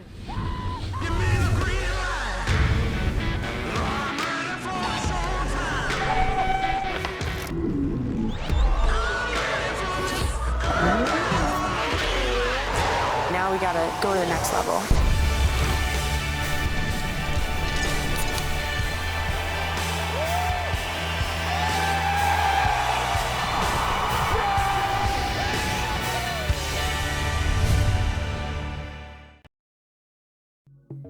Let's go. Here we are. Are we up? Let's see. There we are. Hey, let's go. All right. So, just jumping right into it. Let's show off the rosters we got going on here. Zach, let's show off our rosters. Vicious and Delicious, various artists. So I was discussing this before, and various artists to make it to top 2, they need In their pool. each has to lose their match today. Well, I And- guess it doesn't really matter who loses because it's a 12 Oh, yeah, ties. you're right. So I think they just need to win both their 1v1 and their crew battles both weeks, and whoever wins this week needs to lose next week. I think that's the only way they make it in. Mhm. But I think I could see it happening. I could see it happening for sure. I believe. For sure. And Vicious and Delicious is sitting so strong, currently number 1, I believe, right, out of everyone. Well, come to think about it, the most points they can accumulate is 10 across these next 2 games, which will put them at 14. So the best I think they can get is a 2-way tie. that's true. Yeah, that's true. Maybe they can pull some magic. Yeah. Yeah, I'll pull some strings behind the scenes. Make sure you can. Yeah, you guys did well, we'll think about it. So we got Crow, Ian, Retro, Bramman, Elnaf. So Crow playing probably Sephiroth, if I had to guess. Ian could be anything, Belmonts, Joker, stuff like that. Falco, Crom. Yeah. Retro's for sure Rob, Bramman's for sure Crom, and Elnaf is for sure Robin. So we'll see those. We're giving them away their whole hand. This is a rematch, though. I mean, they know who they are. Come on. Yeah. They're I'll give various away this artists. hand, How too. can you not? I'll give away this hand too. So, Lightning Quest 7, Cloud Player, really good. Their whole team's good. Justice, Min, we all know that. Nano Ash, I actually don't know who they play. Nano Ash is a Bowser player. Oh, cool. That's good to know. Yeah. H4 is a Pikachu, and Cygnus used to be a Wii Fit. From what I've gotten from insider info, is that they've been playing a lot of Little Mac. I think Nano Ash also has a Wii Fit. Yeah, okay, that makes sense. But yeah, Cygnus apparently have been playing like mostly Little Mac on Wi-Fi, which is scary, to be completely honest. Mm-hmm. Yeah, and here we are. My prediction came true. I anticipated we were going to see the Ian Joker. And we're seeing So it this with is Lightning Quiz. Okay. Joker Cloud. Not the worst matchup in the world. It's not that bad for Cloud, it really isn't. Once Joker gets Arsene, it's really scary for Cloud. Unless Joker's off stage, Cloud is really good against Arsene Joker off stage. Yeah. And I think we should just jump into it here. See what's going on. Yeah. So Cloud has Limit Blade Beam, and Downer against Joker Arsene. recovery. So that's really two big tools. I think you'll see quite a bit probably. And then of course, down tilt as well if you don't really want to go for any of those Yeah, risks. I mean it's You not don't gonna have kill, limit. but it's a good option. Anyways, Yeah. PS2 start not too bad. Yeah. Obviously, And here we are. you know, Joker, arguably the best character in the game. Definitely in contention for that with Pikachu and stuff like that. Yeah. Yeah, very good. Regardless Cloud- of best in the Definitely, game. yeah, exactly. And Cloud's a slept-on character, not so much anymore. I think people have seen the light of Cloud. But Yeah. people used to think Cloud was so bad in this game, but now we're just seeing how strong Cloud can still space you. He's still got strong combos, you know. Yeah. He's still got those hit confirms. He can still deal 30 to 40 on you in one interaction. He's good. Yeah, exactly. And just one hit away from Arsene. Lightning Quiz gotta be careful. Alright. So this is big. How he deals with Arsene is gonna be really large on how this set's gonna go. Yeah, for sure. How he plays around, and here we see a much more reserved game plan from Lightning Quiz, just kind of after Arsene came out. I And don't like that Ian- up smash. Yeah, it wasn't killing. Maybe a misinput. It was just a little hasty, I think. Yeah. Limit's gonna be gone in about 2 seconds. And there it is, yep. Oh, and I Ooh, like look, these that's nice. overshoot dash attacks. Oh, he went for it. Wow, I actually Funny enough, like that. I was playing IRLs with Ian pretty recently, and I was talking with him, and I got to play a good amount against his Joker, and it's a threat to be reckoned with for sure. He's just Yeah, I mean, like, I like how he's playing so far, but he's up smashes like you're not killing. I just don't Yeah. think you're worth throwing out like he is. yeah. I like maybe their up tilts that just get misinputted is my guess, because we Yeah. saw the up tilt on the platform there, and here we are. He's just controlling space. Lightning Quiz in the corner, and he's coming out of it just with the down air, an excellent down air. He read the jump too, but unfortunately, Cloud Downer being so big, he crouch canceled that. Did you see that? He's crazy. He got dash attacks from Cloud, and because he was holding down, he actually lived. Yeah. So here we got to see Joker play well around the limit and catches the up air. I love that Great up up air B. catching the runoff.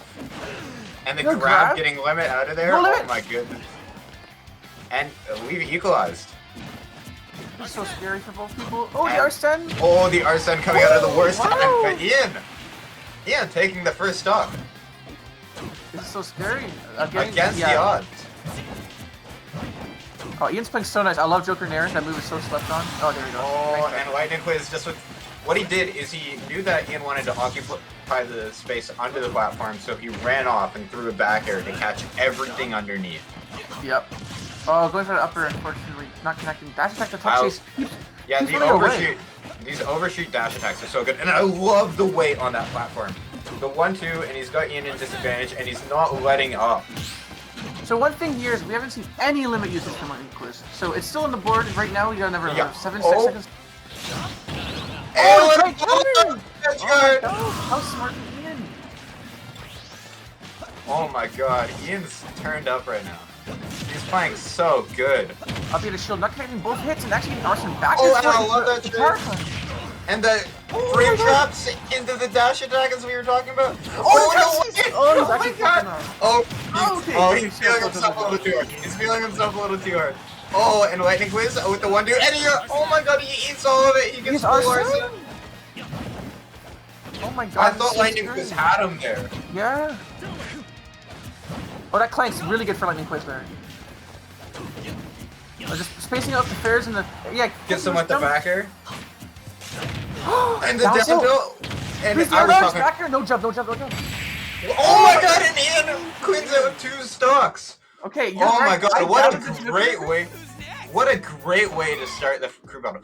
I was talking with Ian because we were playing IRLs pretty recently, and he said he doesn't think people 2-frame enough, and he loves 2-framing. And we just Yeah. saw it there.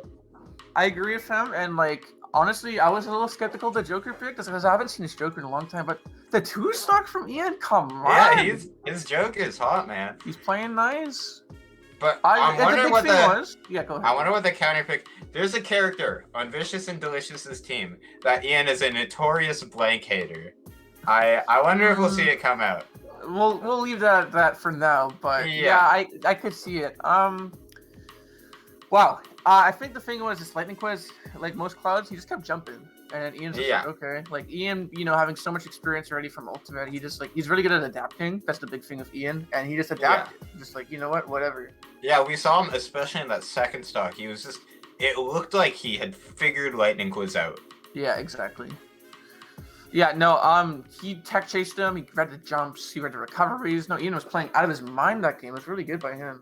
Yeah, I loved all the overshoots on his dash attacks there. He was controlling space, which is what you need to do in in a matchup where you got disjoint versus disjoint. It's all about who's effectively controlling that space better. And Cloud has the bigger sword, but Joker has the better frame data. Exactly. That's the big thing about Joker. Like I said, the matchup not being too bad while Joker has no Arsene, but as soon as he gets it, it's tough for Cloud. It looks like we got a raid coming in from Mr. Not Lee. only a raid, Mr. Lee raids of 15 and gifts 10 subs. Oh my goodness, Oh my Mr. Lee. gosh. For the uninitiated, Mr. Lee is Seo from the Slightly Above Average Joes, an incredible player. He commentated with Pride the other week, and we love him. Yeah, dude, Heavy hitters love him. He's crazy. He's gifted a total of 20 subs. That's a lot of money. That's huge. Yeah. No, he's great, and it looks like it looks like it's come to fruition. So Nano Ash is coming in, and we were talking. Yep, there it is. The Bowser. Ian is a notorious Bowser hater. I don't blame him, but if you look at it, if you look at the players he came up playing against, it was 2018 era me and Moss, and Ian started playing an Ultimate, which is the craziest part. He didn't have any prior no Smash 4 player. And he's so good, but he had to come up in the blender of his two closest friends, high school buddies, both just playing the most toxic Bowser on the face of the earth. I do remember him, if I'm not mistaken, he actually went to a couple Smash 4 weeklies, and he brought his mic a couple times. I remember that's how I remember him originally. Yeah, and he went to a few of them, but he never took it seriously at all. No, but yeah, we're seeing Nano Ash come in, and we're gonna see his own flavor of Bowser, and it's funny. It's Nano Ash saying, "Thank you, Mr. Lee." Yeah. What's the code for you want the casty gun? We're just Nano Ash saying you 2-stocked Lightning Quiz 7. You must be insane to Ian. Ian's never been on an island PR, but he's surely up there in the levels. I mean, offline, if he goes to events, he will be guaranteed. Well, yeah, it's because it's on his own discretion. He's told me in private. He's like, yeah, I don't want to be on the PR. Yeah, exactly. No, Ian purposely only goes to events that don't count for PR. Yeah, but Ian's great. But we're gonna see some Nano Ash too, and I'm sure Nano Ash. I love Bowser. Bowser, I love him. He's such a goofy character. Although Ian hates Bowser, he has so much experience. If he keeps the mentality good, I think I could see some sauce coming in. But Nano Ash, just as strong as anyone else in his crew, man. From what I've been told, what I've been seeing, this could be bad. This could be bad for sure. But two stocks lead already. Only one off stock rip versus. Oh my God. This is crazy because this is I don't like using these words, but this is the lowest performing, based on standings exclusively, the lowest performing team versus the highest performing team, and they're up 2-0 off rip. Yeah, exactly. And although Ian being a very strong member of the crew, they still have more in the backline. They got Baracho, they got Elnath, they got some hitters, heavy hitters, you could even say. In the backline. Some heavy hitters. Cue laugh track. We should actually have that. We should legitimately have a laugh track. Yeah. I'm excited to see what's happening. Nano Ash going for the Kalos counter pick, but it is not legal. It's not legal. Let's go. I like Kalos. I love Kalos, but I get why people don't like it. Nervin Cave is just better. We don't need Kalos. I like the wall. I love the wall. I think playing as a Fox player as well, you're able to just create so many mix-ups with that wall. Yeah, I mean, Joker's also really good with walls. Joker's wall jump is notoriously really strong. But And it's still, yeah. Yeah. Yeah, it's looking like we're gonna see the northern cave instead. Yeah, You makes know, sense. The the alternative, Kalos alternative. better Kalos, as I say. I need to close this chat, man.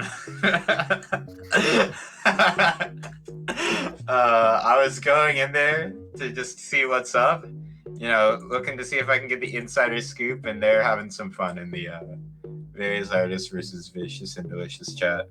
But yeah, not talking about I any wish they chat. could see it. All right. Yeah, I'm sure. Oh man. Yeah, I'm sure any members of either team will be able to test it. But yeah, I can send you screenshots.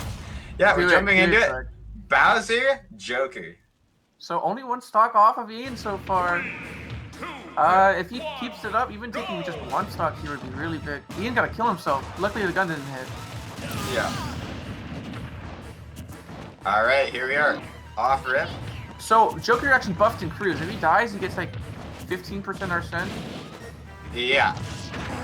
And here we Ooh, are. I like that landing. That was actually nice. How do you get off ledge? It looks like both players just feeling each other out. I know Ian has the Bowser experience, and I'm sure NanoAsh has the Joker experience just with how common of a character it is. Both players figuring each other out, figuring out how the game plans they want in this matchup. Yeah. Almost Arsene here for Ian. NanoAsh gotta be careful. Yeah. Oh, that should be a punish. Yeah, nice fair. And then Arsene comes after the next move, I Oh. believe. Yep. Okay, there it is. And Arsene's dangerous to have in this matchup, I'd say. Ooh, like, double hit there. The 2 frames from Bowser. Ooh, Like, great we're- back air from NanoAsh. That one And hit. NanoAsh opting for the flame breath instead of any forward tilt ideas. That didn't hit? Oh my goodness, I cannot believe that. Oh, really and good dash I back. love that dash back. Yeah, just creating that space there. And now Back NanoAsh. air. Oh, and I love the drift from Ian. The weight was so good. I think they're catching on. Ian's neutral got a thing a lot here. Good jump though. Yeah. Gotta be careful. It's Bowser's side B does kill. Oh, so the up Oh, tilt. and the Wow, up tilt catches it just immediately. I love that up tilt. That was so good. I call that the Moss. I think that's a big Corbin. Yeah, that's He loves a up tilt. big Corbin. Corbin in my household right now, Yeah. hanging out with my roommate. Jump. Bowser fair is so big. He's gonna jump. Yeah. I cannot believe that. Ooh, no punish there. Yeah. Disrespecting Bowser a little too much. Arsene here. Ooh, good fair though. Yeah. Oh my Hello. goodness. A little late. And here, NanoAsh, I like and I don't like the neutral B, because the neutral B is just a solid option, but it's also, you could be getting so much more out of forward tilts if you're going for them. Good job. Okay. Oh, Oh, and he went no. for it. Oh, he had a double jump. Okay, I wasn't sure what just happened there. This is scary. He's gotta use his Arsene somehow. He got to take the stock from Bowser soon enough. Yeah. And There, there it that's is. it. Okay, Yeah. Ian's done his job and then some. Yeah, he took one stock. You know, if he could take more, obviously great. But one's the big thing. I feel like he plays and better when he has no I love Arsene. that awareness. I would have immediately gone for the dash attack, but Ian recognizing the tech chase and, Yeah. you know, trying to get a smart. punish off of it. A very One, strategic conversion here. Oh, and he chased. I don't like the fact that he chased with the double jump, though. Yeah. And Ian taking it slower now. He's probably gonna get another Arsene here. Yeah, right here. And if you're NanoAsh, yeah, looking for a forward tilt. A little Oh, late. and just a little. And Oh, he had he's the wrong. read, but he was a little off. I want to see more grabs here from Arsene. Oh, and the dash attack out of the corner. And then, that that's would be- not it. no, no, That no, no, no. I don't think that's it. But that takes a big chunk out of Arsene. Oh my god, that was so And the close. overshoot. And the down tilt. And the up. Oh, and I love this conversion. If you can convert it into a stop, but he nice. doesn't. And NanoAsh leveling the playing field. Really smart from NanoAsh. I feel like Ian showed a little bit more nerves that game, a little more antsy on the spot dodges. But otherwise, he still played great. NanoAsh got that stock, and one stock lead actually for various artists is really important here. Yeah, I think one thing as well is Ian's, because me and Corbin are Bowsers, because when we both used to play Bowser, we played relatively similar. So Ian's Bowser like matchup experience is very tailored specifically to us two. For people, yeah, exactly. Yeah. But he still did pretty good job there, so No, really good on him. he did take out 4 stocks to kick it off. Yeah, really strong. And I'm just wanting the counter pick. I think oh, it looks like Crow's our counter pick coming in. Crow, a Joker player. I'm wondering if we'll see the Joker. We could also there's also the potential of the Pyra Mithra, the Sephiroth, as you were saying.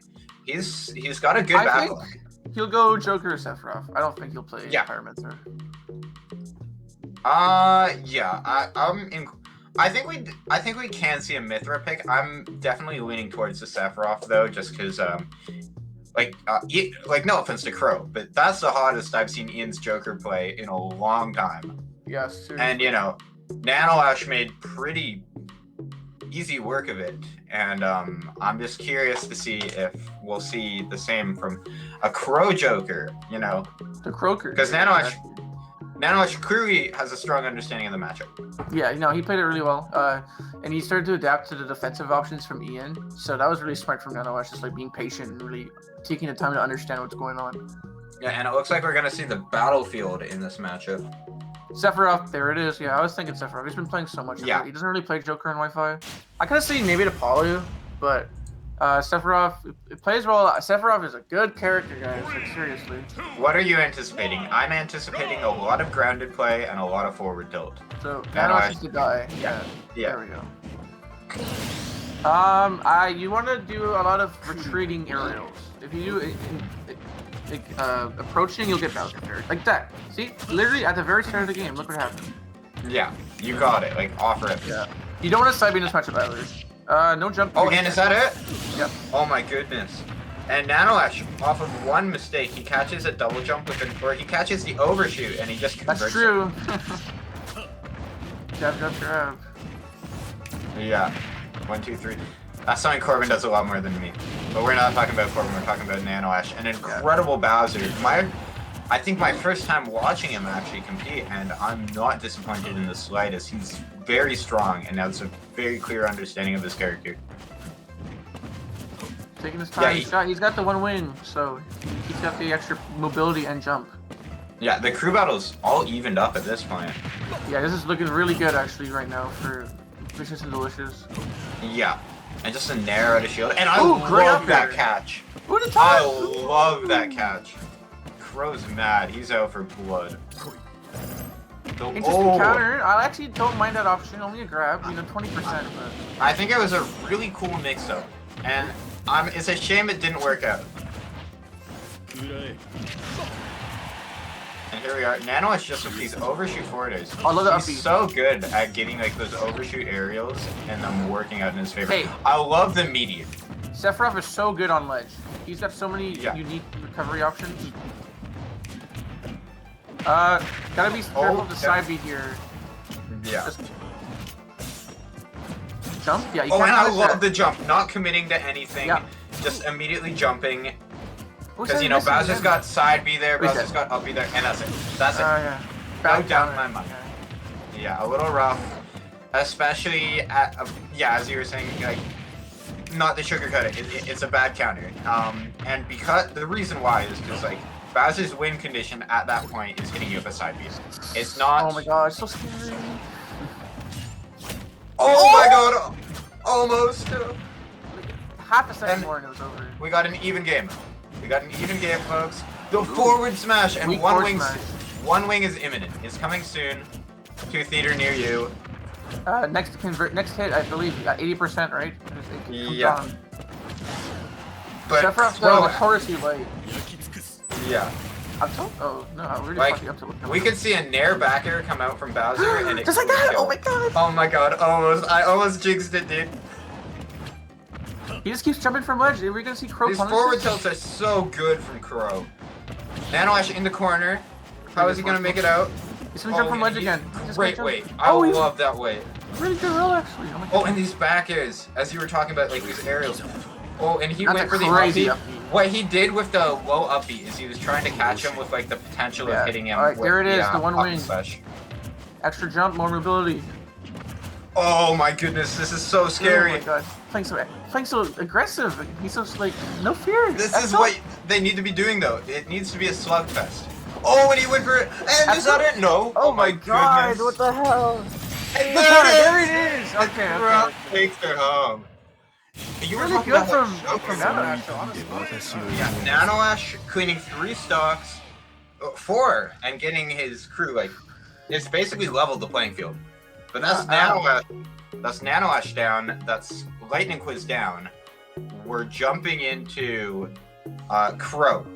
Who do you think the counter pick for Crow is? We got H4DS, Cygnus, and Justice. Justice. You think Justice? I don't know. I feel like Justice. I feel like Justice. Okay, I yeah. know he loves to anchor. He loves to anchor. I was actually talking to him last night, and he says he loves this matchup. I don't know. I feel like Justice is such a good resource for Vicious and Delicious, and you know, to open up any lines for him to get counterpicked is not something they want to really let happen. I'd say. True. H4. I don't think we'll see Pikachu. I think Pikachu think we is fine could. in Sephiroth, but I think there's better picks here. And then there's Cygnus, Little Mac / Wii Fit. I think we'll see the Little Mac. Honestly, that's what I've been hearing. Is the Little Mac. Mm-hmm. Yeah. And I unironically could see Little Mac doing decent against Sephiroth. Not lying. On Wi-Fi, especially. Yeah. I don't know. I'm not sure. That's my guess. Personally. Yeah. But we'll see, I guess. But yeah, Nano Ash taking 4 stocks, basically matching the damage that Ian did. Yeah. Ban Min coverage. True. Min is a character on Super Smash Bros. Ultimate Wi-Fi for sure. Yeah, Min. No, it's a guilty pleasure. I think I like watching Min. I like watching Min, and I'm sick of pretending I don't. I'm sick of pretending I don't. True.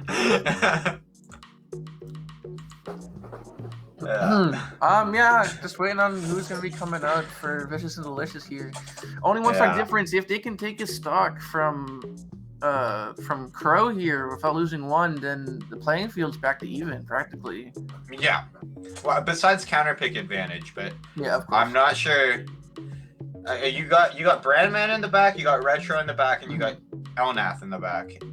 All players who have like their own strengths and weaknesses, and I'm just wondering if Vicious and Delicious, if they have like any one size fits all counterpick. It's tough here. I don't know if they have any guaranteed counterpick, and that's why they're like just chilling. And here it is. We know who's coming in now. Who do you think it is? I think it's Cygnus. Yeah, got it. It's Cygnus coming in. Yeah. Little Mac. We got this.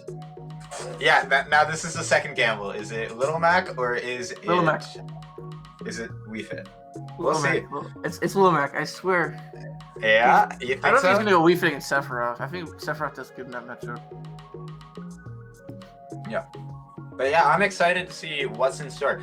You were talking about how Joker's a good cruise character. Sephiroth gets buffed as well, just because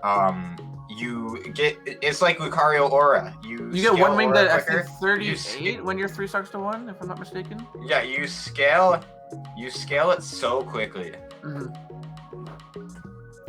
And you're always behind too, no matter what. No matter how well you're doing, you're ever even or behind. So you're almost always gonna have one wing in crew battle. Yeah. No, I'm excited to see what's to come. Crow, one of the players who's just leveled up a bunch in this Wi-Fi era. Yeah, you know he's had some solid results offline. He's this player on the island I would say is like this close to breaking through. You know. Yeah. He's like gotten some decent wins, but he's never like gotten the big top 3 PR wins. You know, he's gotten close. He has. I've seen it. You know, he can do it. He can do it. Yeah, he's gotten close versus me. He's gotten close versus Zach B. I don't know what your record's looking like versus him. I know he's got the Moss win. I haven't lost a set to him, but it's been he's done really good for sure. He has a Moss win. Yeah, he does. Moss definitely a very talented player on the island. Yeah. You know, arguably in the top 3. Definitely could be. Yeah. So yeah, we'll see what's to come We got Crow. Sorry, I'm so used to calling him Akira. We got There it Crow. is. Let's go. And we got the Cygnus Little Mac. You called it. I'm excited. I am too. I haven't seen any of Cygnus's Little Mac, but I've seen the damage it's done in the I results. haven't seen it, but I've been hearing a lot of other. Several gonna die, bro. Bro, you gotta SE, bro. Come on. There you are. You gotta.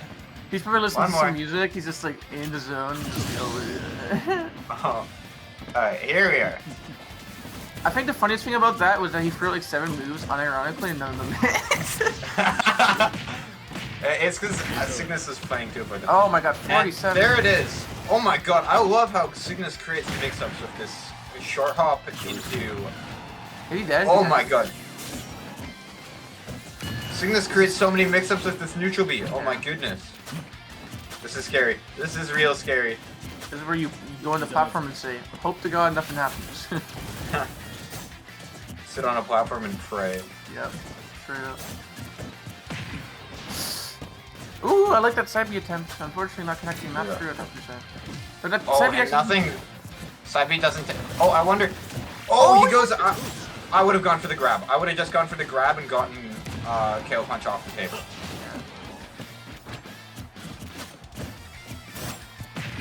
Is that it? Nope.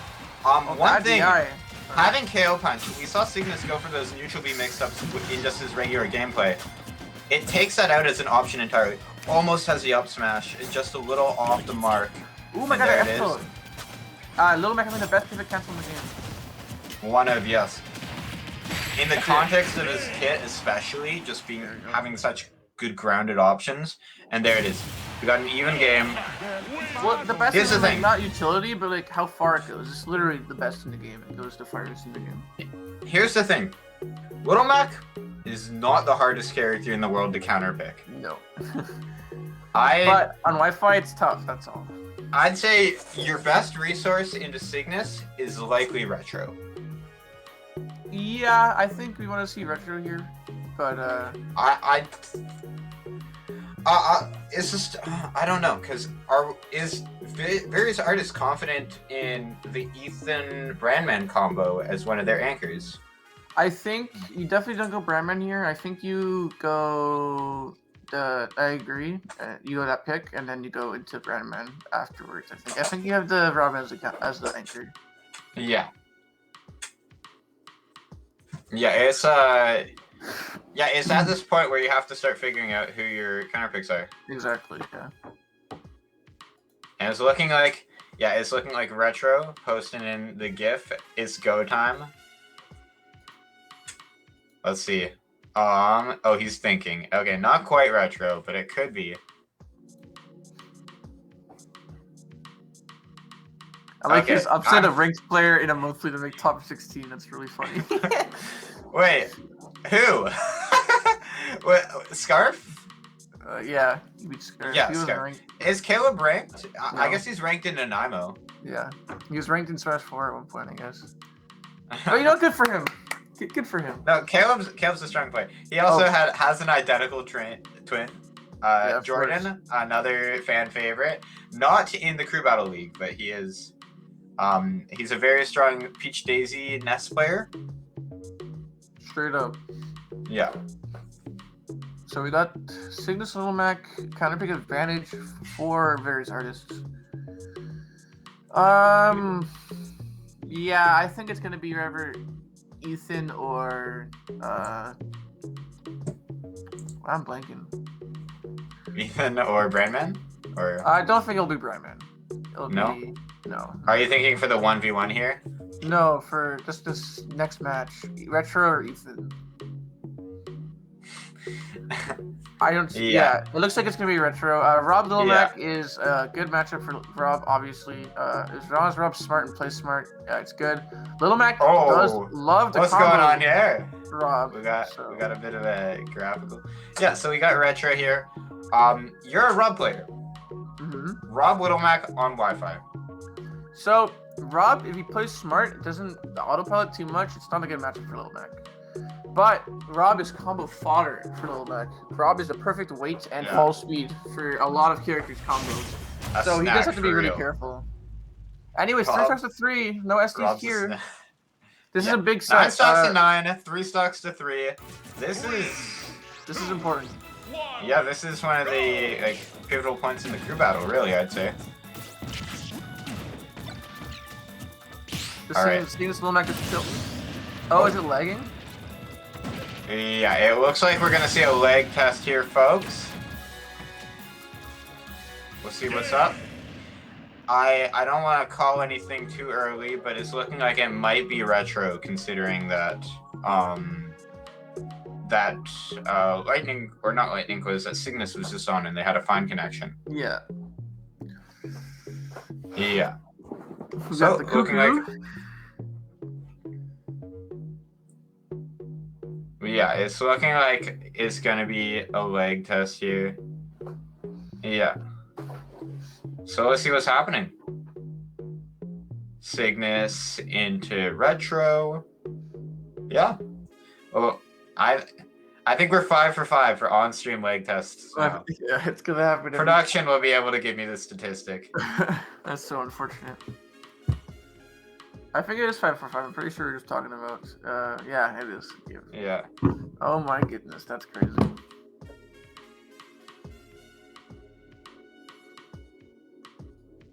Retro is saying in chat it's definitely me. Yeah, he's just conceding that. I'm interested because I'm on production end of things a lot of the time. Mm-hmm. So I'm the one who typically has to kind of make the decisions to figure out where the next step is. I'm wondering what decision they'll come to, with me out of the picture.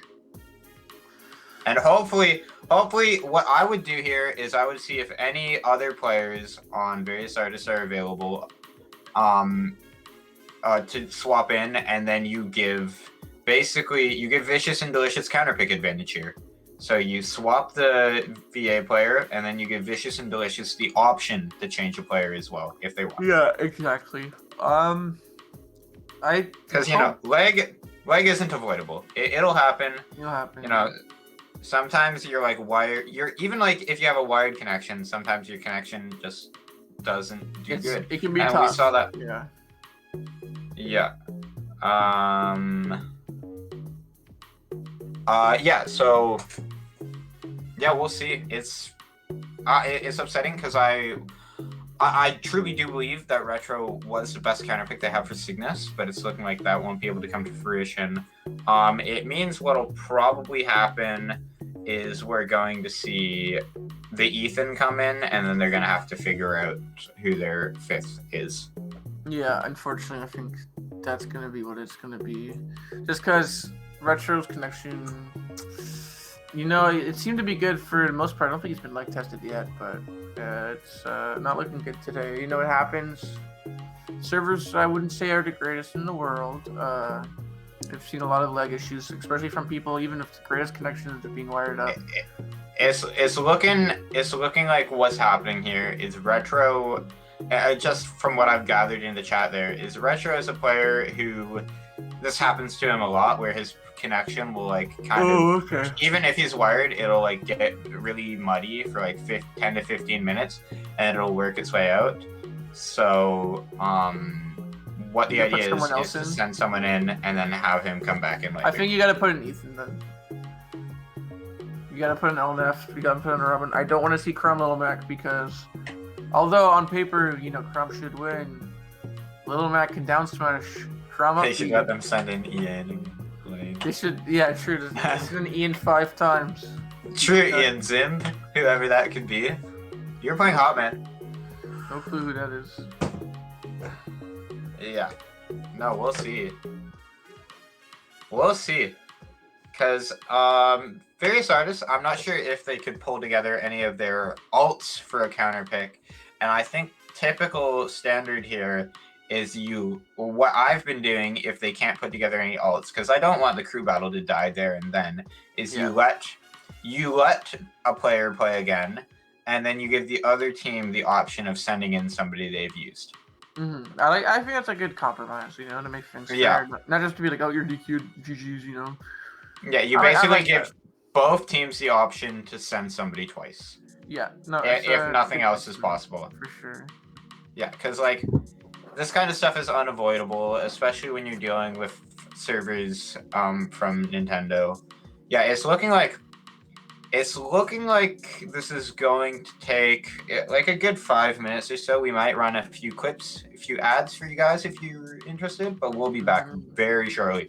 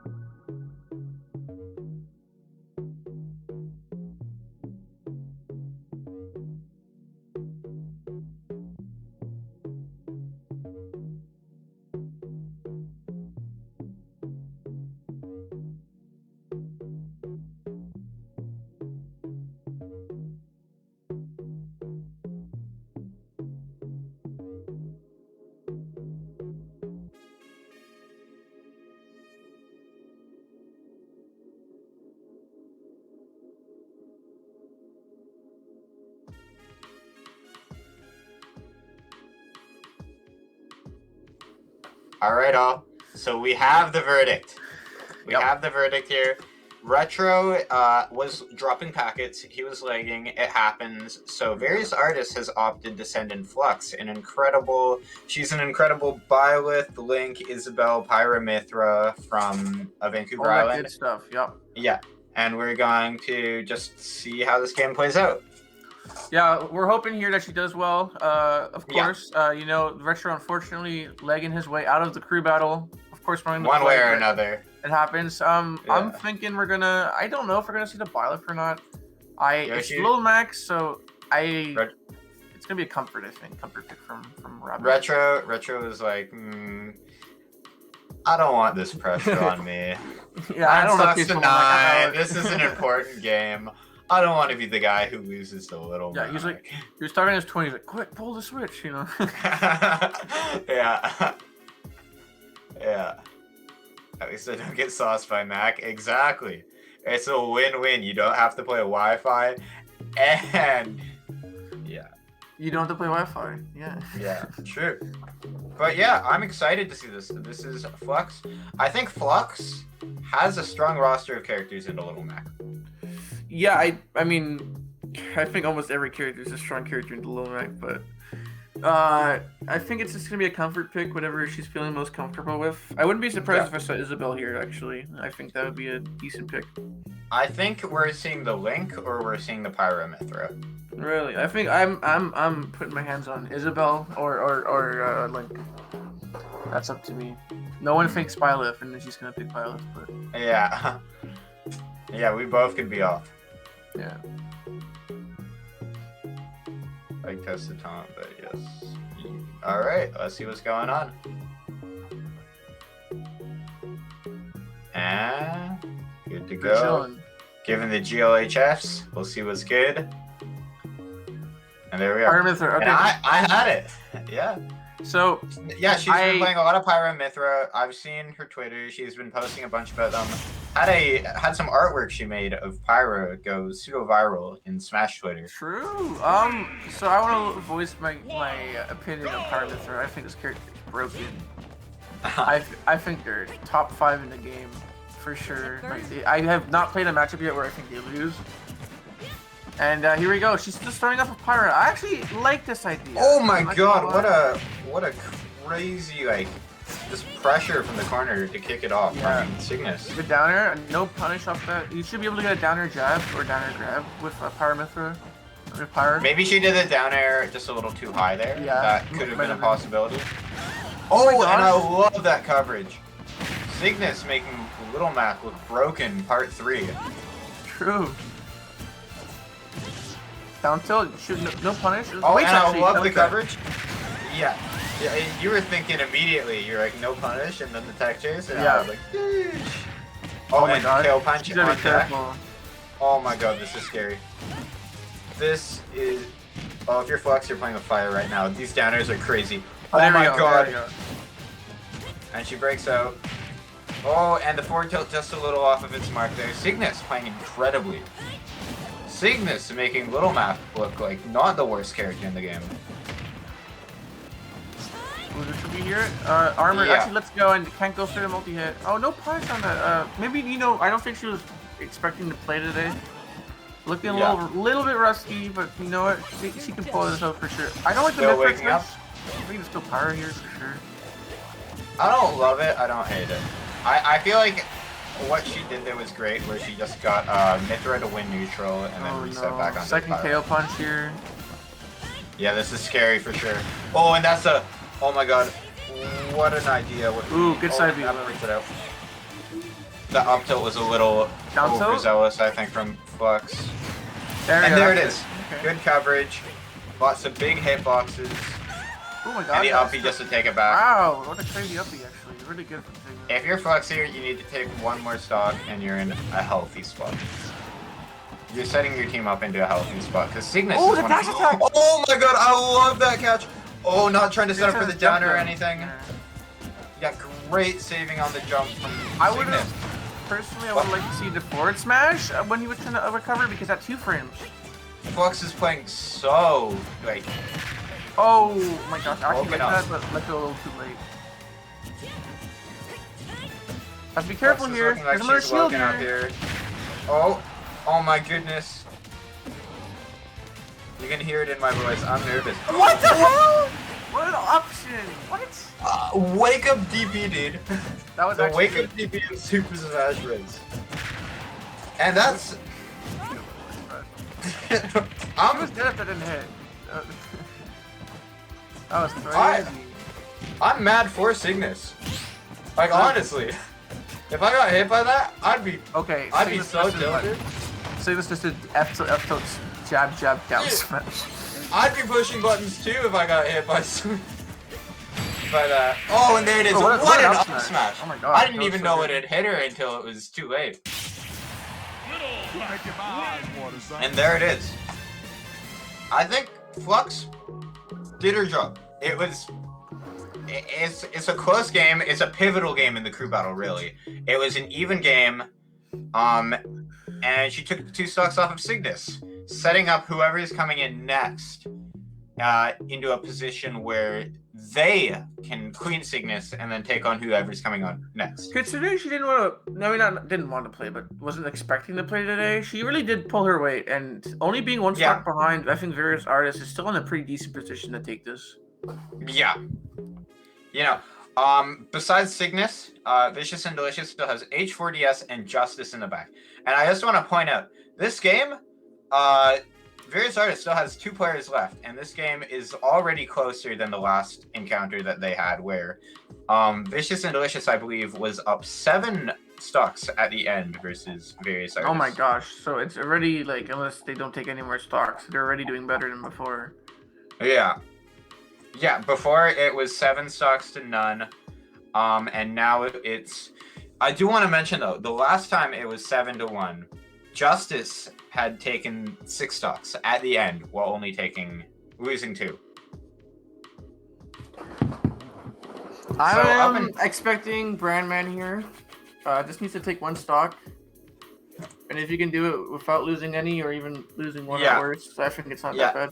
We're going to see Brandman come in here. Yeah, runs the Change Your Fate weeklies. And his twitch.tv is thebrandman460. I encourage everyone to go support him. He's not only a great TO, a great player, but a great guy, you know, super kind. Most notably, along with Chang, what Brandman's known for with the Change Your Fate weekly is he banned Min Min. Yup. He Not banned only did he ban Min Min, but he has the Machu rule set, which IMO. Justice coming for blood. Justice is like whispering to Cygnus like, hey, can you throw? Can you like let me go. Can you like at least let him get 1. And Justice wants to go in and clean him. Yeah, the Machu rule set, really good rule set, you know. The rule set for this crew battle, of course, awesome. It's a great rule set, but no one can be as good as the Machu rule set, unfortunately. But just how it is. Yeah. I played a pivotal role in making this rule set. I did take many considerations from the Machu rule set, you know, keeping Kalos out for the people. Keeping Kalos out for the people. Good choice. I'm a big fan of Kalos, but you know, not a fan. It's whatever. If I could take out FD, I would, but a little too far. Yeah. A true diplomat. I don't see Brandman not coming out here. I don't want Ethan to come out. Oh yeah, it is Brandman. It is Brandman. Sure, Brandman. Okay. I took a peek in there. We're looking at Brandman. Yeah. So Brandman versus Cygnus. Crom versus Little Mac. On paper, Little Mac should never win this matchup. In practice, Cygnus is an incredibly good player, and Brandman, not to say. Brandman, not a bad player, but he's definitely an up-and-comer, and he may not have that experience versus Little Mac. Especially on Wi-Fi, man. Little Mac's so scary. Mm-hmm. Yeah. Yeah, no, I'm interested to see, because we got some dynamic gameplay coming up, really. And then, after Brandman, they got Ethan, Elnath, Egbert in the back. Mr. Egbert. Mr. Egbert in the flesh. And we'll see how he does. You know, behind Cygnus, there's Justice and H4DS. Mm-hmm. So, and it looks like Justice has a score to settle with Brandman. So if my guess is Brandman takes, we're gonna see Cygnus probably take X amount of stocks from Brandman, whether it's 1, 2, or none. I don't think he's gonna get the 3 stock. And then we're going to see Justice come clean Brandman, and then we have Elnath counterpick into Justice, but that's still in the back. Elnath most known for his Robin. H4DS most known for his Pikachu. We're going to see at the end, when all the dust is settled, likely Robin versus Pikachu. Yeah, H4 will definitely go Pikachu. That's definitely the character he's known for. Almost all of his results are from Pikachu. Yeah, Robin versus Pikachu with Robin on the back foot. Yeah, Robin doesn't do that good against Pikachu. But hopefully it doesn't go too bad if that's the case, if those two line up. I want to see a close match, of course. So. Yeah. Yeah, that's my prediction. That's what I'm anticipating. And it looks like Brandman's opting to take Cygnus to Smashville. Let me just say, I like it. It's you got a platform to sit on. That's really nice for Crom. You know, you don't want to take Little Mac to a place with no platforms. That's for sure. Cygnus no town. You know, no FD. Cygnus been to Yoshi's Battlefield. You know what my pick would be here? What? Northern Cave. I like that pick, but I like the Smashville pick, and here we go. Cygnus having 1 stock. And Brandman having 3. Cygnus Come needs to on. die. Come on, guys, give the program. Oh, they're leg testing. Yeah, I see. Yeah, just making sure everything's good. Cygnus apparently hates lag. If he sees 1 pixel of lag, he said, you know what? Nope, not playing it. Lag test out of here. I don't blame him. Alright, so let's go. Brandman's turn platform. He knows this matchup. He's just like, you know what? If I sit on platform and I'm not stupid, you're chilling. Exactly. And he's going for these drop down up airs here. Yeah, I'm wondering where Brandman got his little Mac experience, because he, like, it's obviously simple concepts in the matchup, but he's like starting it off pretty well. If I had to say, he's probably getting coached right now. He's like, yo, just sit on plat, chill. Yeah. You don't want to Yeah, he's probably in a voice call with the fellas. Yeah. He's like, come on. If he doesn't lose a snucker, this is big. Oh my god, I love that pivot cancel. Oh, so there it Yeah, is. you're just dead that has now. to be it. That's why you don't go for that. So, Oh, you were oh my talking, god. I like the idea there. You were talking about how Little Mac has the best pivot cancel in the game. I'd almost say Crumb might have a better pivot cancel just in the context of his kit. Yeah. So he has no KO punch here, which is really, really big, but it's still Little Mac. Oh my god, that What a downer to the downer. platform. What the heck? That was Yeah. crazy. And Cygnus going for the jump air dodge off of ledge. Let's see what's happening here. Brandman taking his time, just, you know, on the platform. Both players gathering their thoughts by the looks of it, just figuring out where they want This to is get a scary those position. openings. Good air Oh, dodge. that air dodge. And he just opts to go to the ledge. Oh, I love how Cygnus gets that jump out with the charge. Oh, no, up get a shield. Okay, That's Cygnus. If you're Brandman here. Oh, that's a heartbreaker.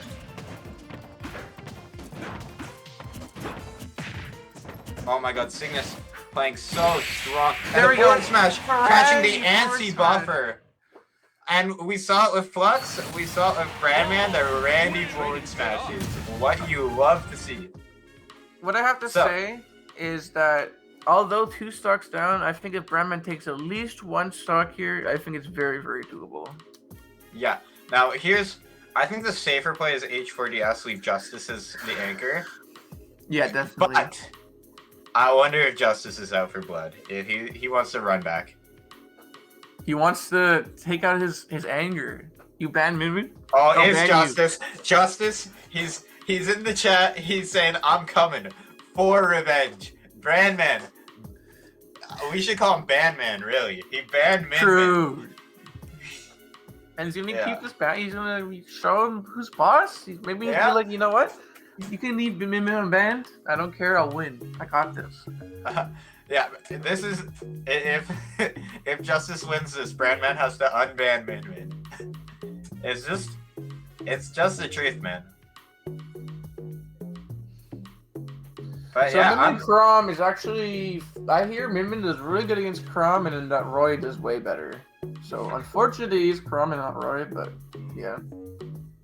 we can make an exception this one time. Yeah, he can switch, you know. He can switch. Yeah.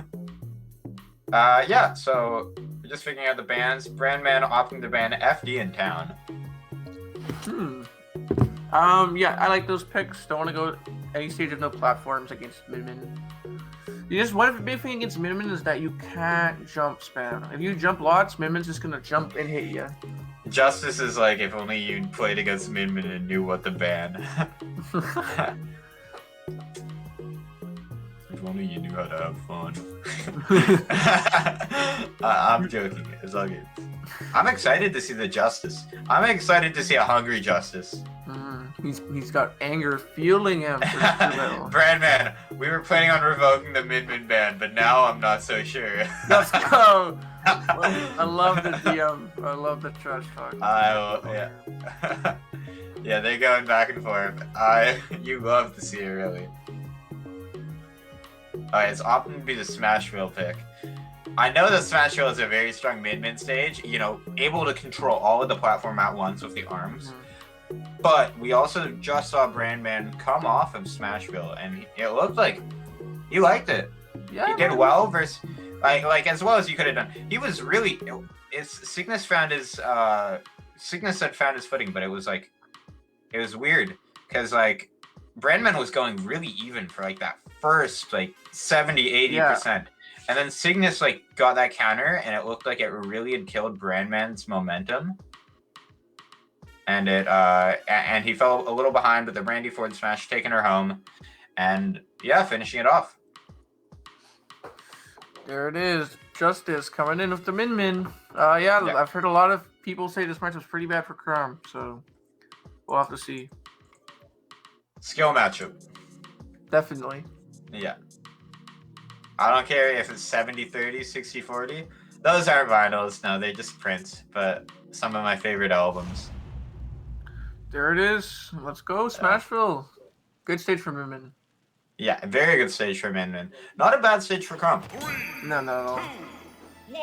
Now I'm mad. Oh, I love the BM. Now I'm mad. I'm in it. I'm going to have fun. Let's see what's happening. Here we are. Alright. Brandman immediately going to that platform. Maybe playing the Little Mac game plan. Oh my god, he's dead. Could be it. Okay, almost. Just hold it a little long. Will Brandman hit him? That's an even better question. There it is. There it is. If you could take one stock here. Oh, the forward throw? Dragon? Okay. Oh my god, Brandman! Brandman! Living by the pants on his legs. Oh, there it is. That's one. Cover those angles, Brandman. Broken ledge. Ooh, planks. I believe. No bias, but I think Brandman definitely is the isn't the favorite to take this home. Yeah, but he's I believe. Not do anything in this matchup. Min doesn't keep an arm disjointed. Oh, the grab kick. Great grab from Justice. Wait. Oh my. Bad DI, I guess? Throw. He DI'd in? I think he DI'd in. Yeah, probably anticipating the forward throw. I would have DI'd in there. I had no idea up throw was a kill throw. Forward throw is not very strong, so you definitely just DI. Min is banned for season 3. Just kidding. Let's go. Alright, there's some friendly banter. 6 stocks from LMAF. That'll be tough. Yeah. Is it doable? Of course. But it's gonna be hard. Yeah. Yeah, now, we'll what see. stage? What stage is the question? We're gonna see Elnath come in. He has to take 3 stocks off of Justice and 3 stocks off of H4DS. A tough feat. A very tough feat. Yeah, honestly. I think it's tough. I feel like Min arms just kind of beat Robin's game plan, but once you get in, Min struggles, so we'll have to see. Elnath is in. Elnath is in, ready to shake the whole game up. Gotta take a 6. Gotta blow the roof off on any preconception. If Elnath's pissed, man, you've seen him snap. He's a monster. We do got a bit of downtime here. I do want to use this downtime, but let's talk about Original Joe's really quick. Oh, let's do it. Every time we do it, I get so happy. Go for it. Yeah. So Original Joe's, some of their Monday specials, best time to catch us. They got $6 Coronas, $8 DBL margaritas. They got the margarita, which is a Cazadores Blanco. Oh my god, I'm not a drinker. I can't pronounce these. Cazadores Blanco, fresh lemon and lime juice, cane sugar, lime wedge, and 2 ounces. That sounds so good. Blended margaritas, 2 ounces, and they got the $3 off 2 Long Beach fish drinkies. That's the thing where I'm like, if I eat it at Original Joe's on a Monday, I'm getting there. Long It Beach is fish tacos. There she is. I love fish tacos. Despite looking like a 16-year-old, I am old enough to drink, believe it or not. Yeah, actually. Yeah. But yeah, Prince Computer wants to talk about production. Do I say that out loud, Troy? Do I let him know? Okay. Okay, production will buy Prince Computer a margarita. From production. No way. No way. You love to see it. Prince Computer, I do believe, based out of Okanagan as well. That works out well. Yeah. I actually, you know what? I need to get Original Joe's. I think this weekend I got some. I got some yesterday. It was incredible. It was so good. I haven't had it in a keep minute, buying I'll be honest, but I've been just like drilling over it, you know? I gotta get some. I knew I was on commentary today, and I knew I had to debrief. Yeah. Production buying me a margarita. Straight up. Straight up, for real. Prince Computer also commenting on how good Igor is as an album, just in the downtime. Yeah. It's so good. It's so good. Have you heard the Igor? album's almost 2 years old. Really? It's a year and a half. Yeah, it came out in, I think, August. Oh, they're holding us hostage, so we give them ad time. Okay, we can let it go. We can let it run now. That's it for me. Yeah. The bus when I told them I have to play a How I've been releasing an album every 2 years, like Clockwork since 09. Yeah. Yeah, it'll be in I the summer. really- You'll see a new Tyler album for sure. Yeah, I'm looking forward to it. And it's almost summer already. Oh my goodness, we are almost in April. The time that goes by. Can you believe Yeah. it? Yeah, we're hitting the end of March. Rent's due soon. Thanks for the Oh, reminder. don't say man. that. Oh wait, actually I paid already, so I'm good. Never mind. Oh yeah, don't But- say that. I haven't yet. I Oh, no. gotta see some. I'm gonna see some relatively big numbers become Bigger. small. Oh yeah, true. Yeah. Yeah. All right. I'm still pretty pumped actually. I think it's doable. It's gonna be really tough. Justin is very talented. H4 is very talented. Yeah. And the matchups aren't that great for Robin for either of them, if I'm not mistaken. But you know, if Elnaf plays out of his mind, you could see something happen. And Ethan's the type of player to have hot streaks. Oh yeah, he's never Ian situation. I don't know like- if he's. I don't know if I'd call him an emotional player, but he definitely is. When he's on, and when he's off, he's off. Yeah, but like just like Ian, like we were saying, never went to any Smash 4 stuff. Was not a Smash 4 player. He started playing not September of this year, but September of last year, which means he was almost a full year behind everyone in Ultimate when he And started like playing. he's easy top And 10 now- on the island now, and like Yeah, I'd say he's probably like top 5 between contender for sure. like counting you in the picture. It's like you, me, Zach B, Solemn, Ethan, or Moss. Yeah, you could throw Rhythm in there. You could throw Ian in there. Yeah, Ian for sure. Looks like looks like Ethan's is taking looks like Ethan's is taking a second. He's saying, "Sorry, switching my language back to Chinese. Isn't French again." He's I trolling. fixed that. He's trolling. Ethan's actually trolling. Yeah, there's some funny screenshots of the first vicious indoor. Rachel's getting me them, so I'm pumped. Yeah. He's literally Chinese. Yeah. It's not French Yeah. though. Why do you?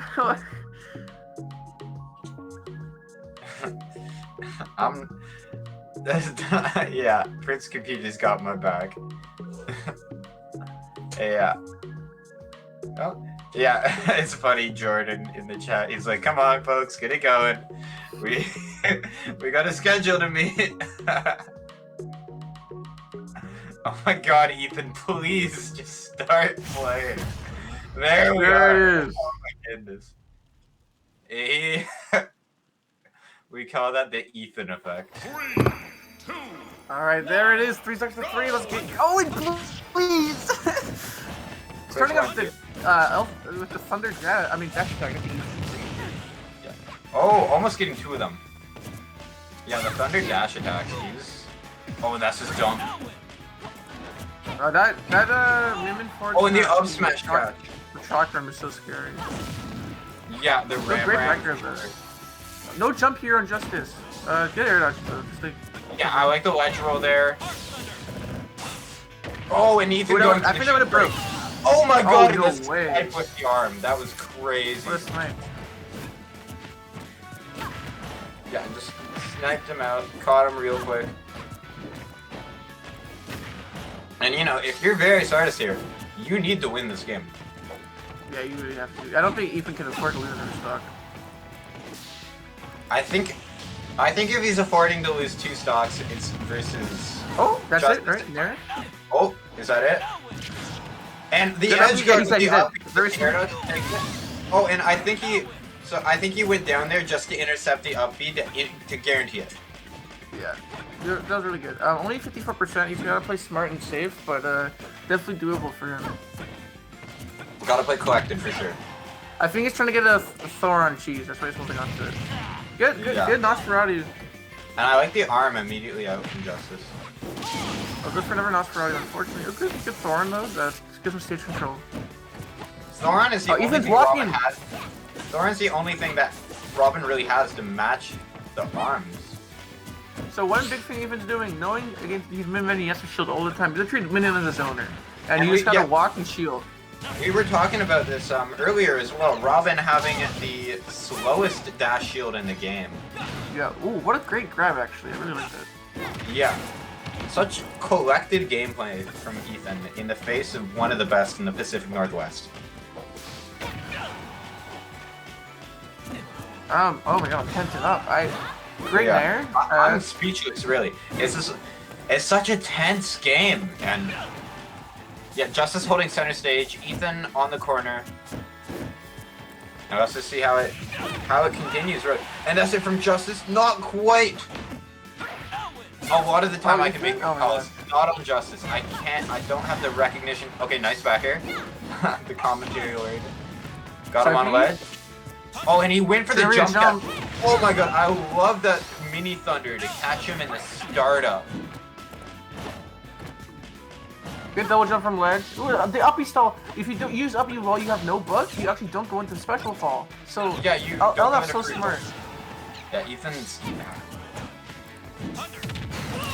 Both these players so good, That and Justice sealing it out. crazy there. You were talking about how to beat projectiles. Big meaty hitboxes. What did Yeah, Justice really. throw out? A big meaty hitbox. Yep. This is scary. Only one stock left. Oh, There my at the goodness. forward throw, and the adaptation from both players. Ethan had got caught by like an immediate land on the forward throw in the smash attack, so Justice chased with the neutral air, and it worked out great in his favor. Oh, that was almost it. Let's top situation.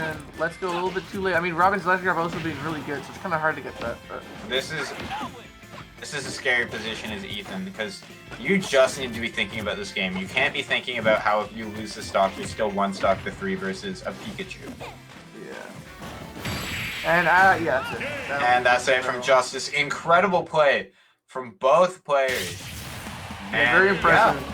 yeah, Justice finishing off the crew battle in just a convincing fashion. 5 stocks to nada. Yeah, no, a little bit better than last time, but still pretty convincing from Vicious and Delicious. Keeping up their perfect win streak so far, and we'll have to see if that continues going into the 1v1. Oh, what happened to the arena there? Well, yeah. Oh, they were just changing it. I see. Yeah. So with the 1v1 at the end, Vicious and Delicious has also maintained a perfect 1v1 record. They And got I a perfect think- record straight up, yeah. If Vicious and Delicious is to, or if Various Artists is to make, break that record, it's now. Yeah, I agree. I think the one pick. far in, I think yeah. Ian. I think I agree. Ian was playing way too hot. I think Ian was playing way too hot. hot to pass it up. And just bring it up because it's on screen there. Winner of this 1v1 will be winning a Red Bull, a 4-pack of Red Bull, not for their team, not for anyone else, for themselves, and 1 point for their team. Ooh, Red Bull is so good. I lucky enough to win a 4-pack Red Bull from the random jar, and once I'm off my diet, oh, it's over. It's over. I'm gonna be drinking all of them. Hashtag blessed. Hashtag blessed, honestly. Yeah. Yeah, Red Bull, one of our many sponsors. We got Charitable Impact and Original Joe's as well. We've talked about Original Joe's. Charitable Impact is the first charitable giving platform. It's it basically gives you credit that you can turn into It gives you credit that you can then turn into money for charities of your choice. Oh, And I think it's interesting 1v1 pick, actually. Sorry to cut you off, but we have yeah. No, I wanted to get to that. We got Crow versus H40S Yeah, versus Crow. versus Crow. Probably Sephiroth Pikachu. That's probably what we'll see.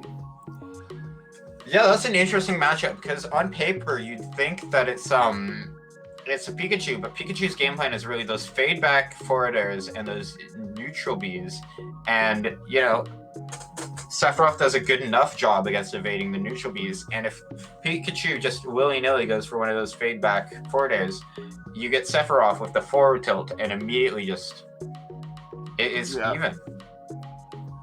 Yeah, let's talk about the players quickly. Just some fun tidbits. Crow started playing Smash competitively in 2013. Longer than me. He can sing in 3 different languages. Yeah, I believe, and I could be wrong, but I believe he started with Melee, and then he started playing Ultimate. He was like, hey, I kind of like this game. I also started with Melee in 2014.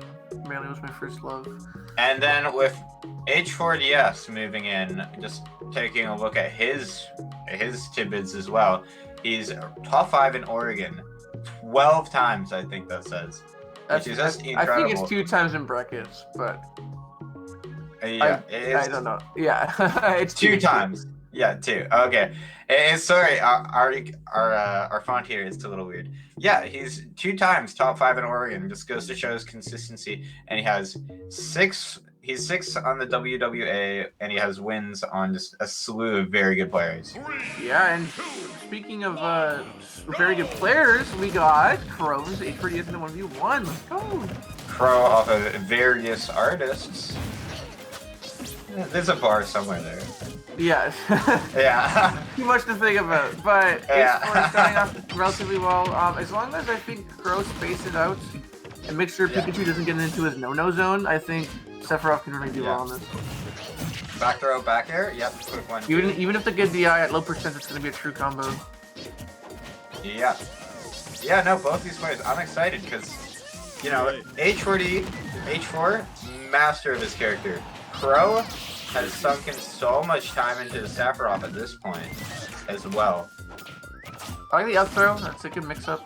Doesn't get anything off of it, but good attempt nonetheless. Oh, and I like the attempt to counter there. It didn't quite work out. It looked like it just got his toes there. Good grab though. Oh, and he goes for the Octo Slash to force H4 into shit. Oh, and just a little off of his mark there. Oh, a little off on the angle there.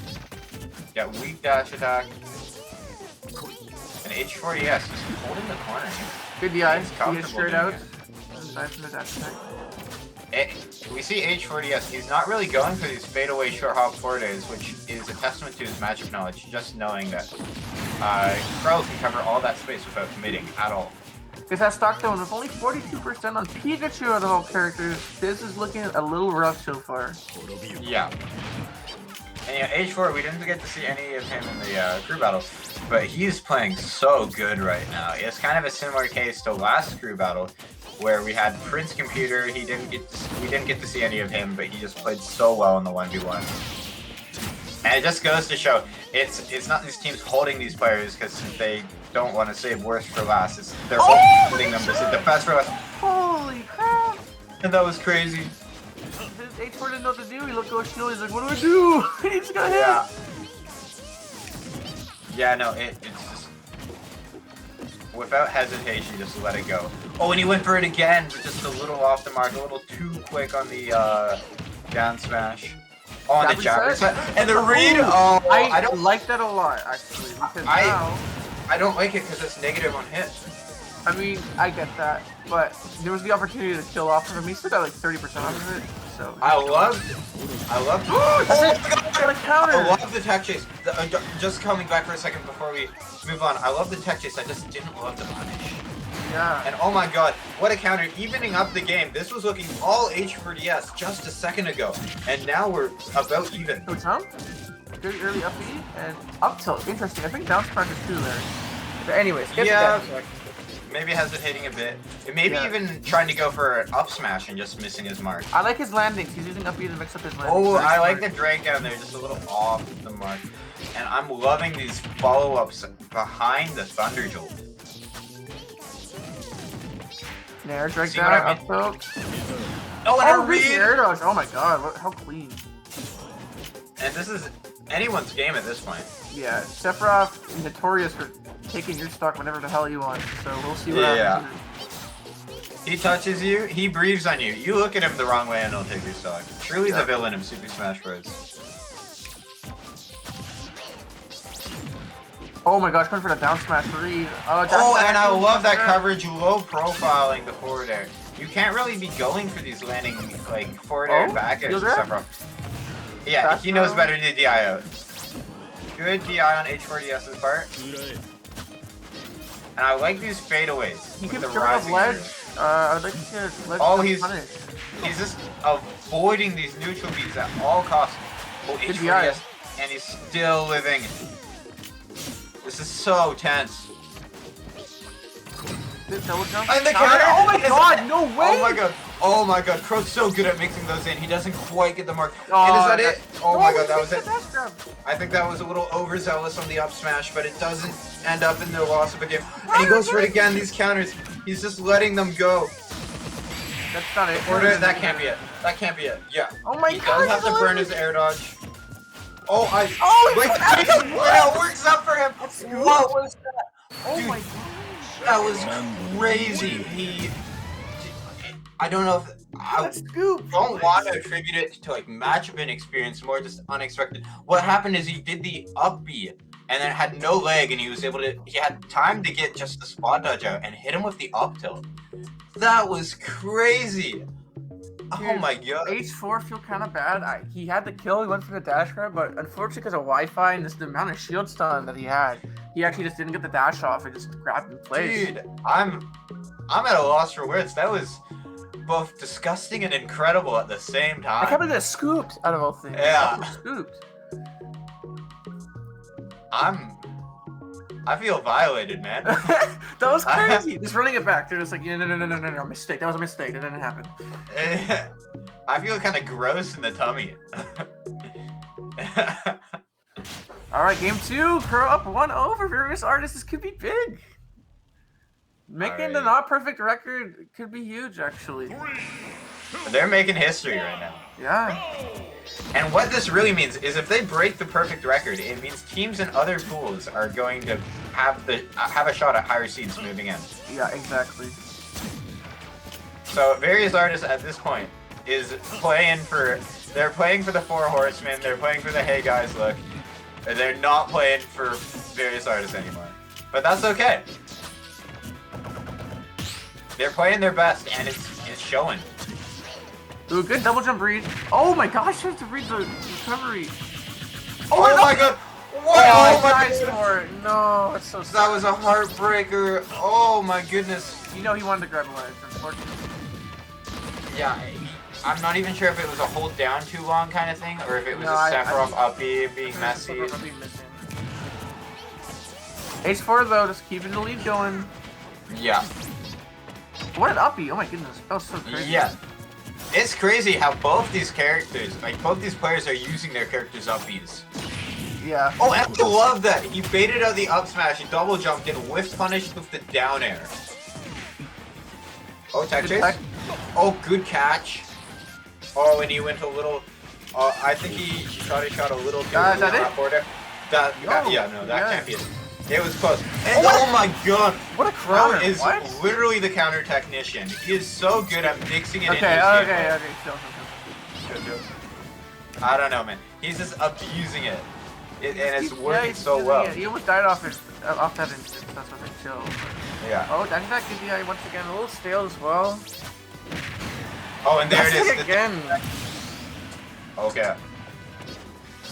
Ooh, Ouch is a big fan of the Sephiroth. You've seen that from chat. Ouch is a big fan of the Crow Sephiroth. A fan, one might say.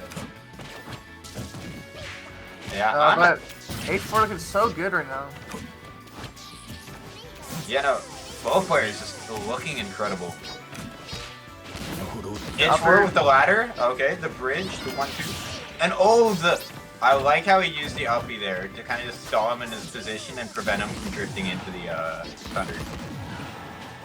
And he jumps. Not sure. Oh, he and just that ran catches into it. it. That'll kill. Oh, and he right? still has No, the he's separate alive. double jump. Okay, and we still have a game. We still have a game, folks. Oh my god, his shield! This is so scary! Oh, and I love that catch!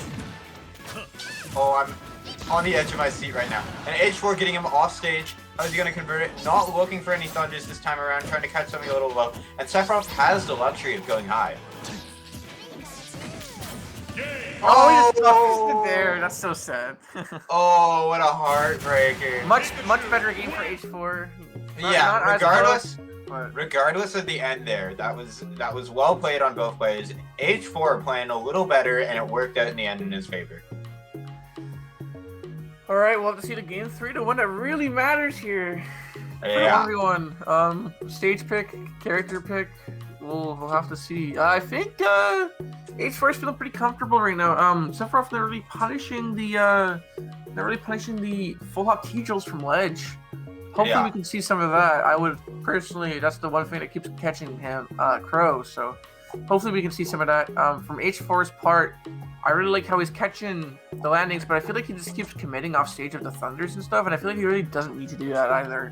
So I'm hoping he just waits more instead of going for these hard reads, because Yeah. it's been close. Like you gotta play chill, you know. Yeah, I want to see kind of, and it's weird to hear like commentary say this, but I want to see passive play come out from both players. Because we've seen a slugfest like moving forward every game. Okay, so I just pogged because Yeah, I saw the pog. because You- he took off his shirt. He's just like, you know Yeah. what? I'm cool with this. Yeah, I Lift thought it that up. might have been it. You know, classic BC. Take off your shirt. Exactly. Yeah. Only a So few game 3 characters. PS2, going for the straight up counter. I don't think in any reality that would work ever. But mad respect. See, he goes for that down B. I mean, like, yes, if it hits, it'll kill, Yeah. but it's not gonna hit. Yeah, back throw, quick back air. Short up back there, Alright. yep. Stage positioning. See, And always this- comes from ledge. I want to see a This punish. is I wanna see a Crow's counter pick. I think he opted for the PS2. He has more room. He's able to run away. Really, is the gist of it. These Thunder Jolts are controlling less percentage of the stage, but on the same kind of side of that punch. Good coin, there. Oh my goodness. neither is Sephiroth's sword. Great parry from H4, getting that backer punish. Oh, Oh, reach and I double jump. love that chase on the double jump. And H4 with the up B to stall. That was great. Oh my gosh, he's catching all these quick attacks now. Oh, my God! What a read! Holy! Oh my Holy- god. Oh my god, that So was knowing. crazy. I'm so impressed. Like, above anything else. That was What a hard read from Crow. Oh my god. that was so good. He almost used the up B there as like an aerial whiff punish. Yeah. And So it Crow worked out needs to great. he just needs to keep his lead, get some percent, get the extra credit, you know.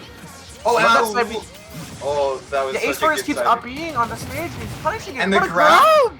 Oh, Oh, and yeah, he double jump. went for the jump read. H4 opting to air dodge, getting the right pick. Oh, and H4, it looks like he's playing a little nervous. Oh, and Crow now having one wing. The uppy, yeah, not really that much like at all when you don't charge it. Alright. H4 opting to just hold the platform and that side of the stage. I love the uppy there to The run uppy, away. dude, Cloud, I mean not Cloud, Sephiroth, small uppy is actually so good. It's like, There's so many times where both these players have like impressed me and my hands have just thrown up behind my head. the quick uppy. Oh, no punish on that down smash. Just spacing each other out. H4DS closing the gap. It was Crow to begin. It was all Crow to begin with. Good DI. And we saw him like get that That incredible won't read, kill, really. will it? And it's been just kind of like all H4DS since. He's been in control. And I love how H4DS is playing around the small lefties. That's fine, take those T-Jolts and reset your invincibility. Yeah, not too bad, you'll take that. Yeah. Let's trump, no punish, fastball. Oh, Hit the I love force. that wave. Oh, I don't Oh. like the neutral beat though. Ooh, yikes. What a option. So I do want to point out one thing is that Crow has not hit. Okay, there we go. Has not hit him in like a minute, but there we go. He finally hit. Yeah. You jinxed it. Commentator's curse. Of course, that's how it be. Or commentator's blessing. Hey, he's losing track of his game plan. He's not really going for those reads anymore in the set. Saving his jump. Good up B. Good up What B. a hitbox! Yeah, it's interesting to see kind of how these players have adjusted, and this is kind of what we were talking about. We're seeing more passive gameplay from H4DS, and I think Crow's just now kind of starting to beat him in the middle there. Yeah, nice percent. I like how H4DS responded to that threat. Yeah, instead of shielding, he wanted to throw out a hitbox. Yeah, he matched him aggressively and then took the trick. And Wow, Crow, sweet spot back there. Crow in the driver's seat right now. He wants that Red Bull. He's hungry. Man, He's up those thirsty. scoops, man. Holy crap. That up tilt is crazy. It's no Oh, he does hero double jump. or it's no hero up smash. It's like a snake up tilt in disguise. It's gonna be really big. Oh, popping tech days back there, just missing. Unfortunately, Oh, not. and I like the cross up there. Sephiroth not having any option to hit Pikachu while he's low profiling or while he's behind him. You know, H4 really wants a dash attack. Oh, what an up Oh, okay. And last stock in 3 of the 1v1. We got a game. We got a set, really. Oh, this is bad. Okay. Up air, up air? Okay, no, he's off Let's to go the for the back triple air. back air. Burning the There jump. is a universe where he went for back air, up air, down B. Yeah, you have to be DIing in for that to work, unfortunately. So, Oh, yeah. yeah. Oop, back down throw. I like that. Reads a double Mixing jump it with a up. quick attack and immediately it's landing. That was really nice. Oh, it looks like Crow, he's really looking for just a point where he can get a big read. Snare? It's like you can see it in his game plan. It's not really he's fishing, it's more like he's watching. Yeah, exactly. Or I guess in a way it would be fishing, because fishing, everybody talks about how fishing is just looking for is it one it? option. Oh my god, it is still it! I'll stop my tangent for now. I want to watch this. Oh my god! Quick shield, that's it! And the taunt, and just the forward smash, and Crow finishes her off. Why would you Holy do this? Just throw it. Neutral get up. I think he wanted to like just get through the hitboxes, but then Crow was ready for him with the down smash, And that's it finishes him off. not only the first win in the 1v1 for various artists, but the first loss for Vicious and Delicious in the 1v1. Good stuff on Crow What for a taking over H4. set! Oh my god, that was incredible. Oh my god. What a set. I'm impressed. That's all I can say. That was great play from both players. Mm-hmm. Ending up with the shield break, perfect. That's what you want.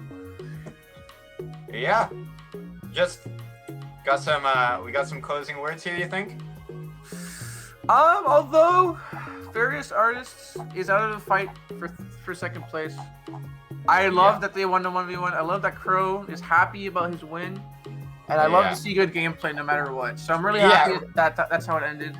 Regardless of the results of the match, what matters is everyone had fun. And it looks like that was the case. It looks like everything was, despite what the scoreboard might say, it was all like super competitive. It was all fun. It never really felt like either team was down for the count until the very end, when it was over in both cases, in the 1v1 with Crow taking it over H4DS, and in the crew battle with Justice taking it over Elnath. It was just, we had a great crew battle this time around. And, you know, even beforehand, when we had TFL versus OKSL, that was another case of just really good gameplay from both sides. And I'm happy to see it. It makes me glad. The big thing for me was that up B read on the quick attack. Yeah, that was crazy. I haven't done any, when I do the 1v1 weekly recaps, I haven't done any or the weekly recaps, I haven't done any 1v1s, but I think just for that it deserves it deserves it for sure. For sure. Yeah, today was good. It was lots of fun. Next week, regularly I would be able to tell you who's playing, but this time around we're just waiting until kind of what our standings look like so we could take a good analysis at them, kind of looking at what happens after all the dust is settled for this week, so we can give you guys the tiebreakers and the matches that really are going to make the difference moving into the elimination round. Yep, some final words. Thank you to Red Bull, Original Joe's, Charitable Impact, and I think most importantly, heavy hitters. Yes, I love them so much. Everyone here, Yeah. the sponsors, the crew behind the scenes, everyone has been doing such a good job with the event. I love it. Every Monday, I look forward to it. Brings back good memories. But Yeah, heavy yeah, hitters. it's been great. Heavy Hitters has been all about kind of that grassroots, not being like the corporation that swoops in and monopolizes the scene. They've been all around, all about like integrating within the grassroots and making sure that the scenes can stay at the scenes that they were, while also, you know, having funding and opportunities that they wouldn't have before. Exactly. It's been great. Yeah. It's been great working with them. It's been super awesome. You're making me blush. Yeah, it's been super great. I think that's it for me. That's it for you, Matt. Yes, follow me here somewhere on Twitter, Machu and Kazooie. I also got a Twitch. My Twitch is only_Machu. I'm hoping I can stream more soon. I was pretty active before, but I've been enjoying Wi-Fi lately with Pyramithra, so maybe I'll do some streams soon. Yeah, and I've been Ethio. You can find me pretty much everywhere at Ethio or EthioVI. And it's been great to commentate for you guys today. It's been an awesome opportunity, and I hope to see you all in the near future. Exactly. Hey guys, look, we'll win. See you guys later. Yeah.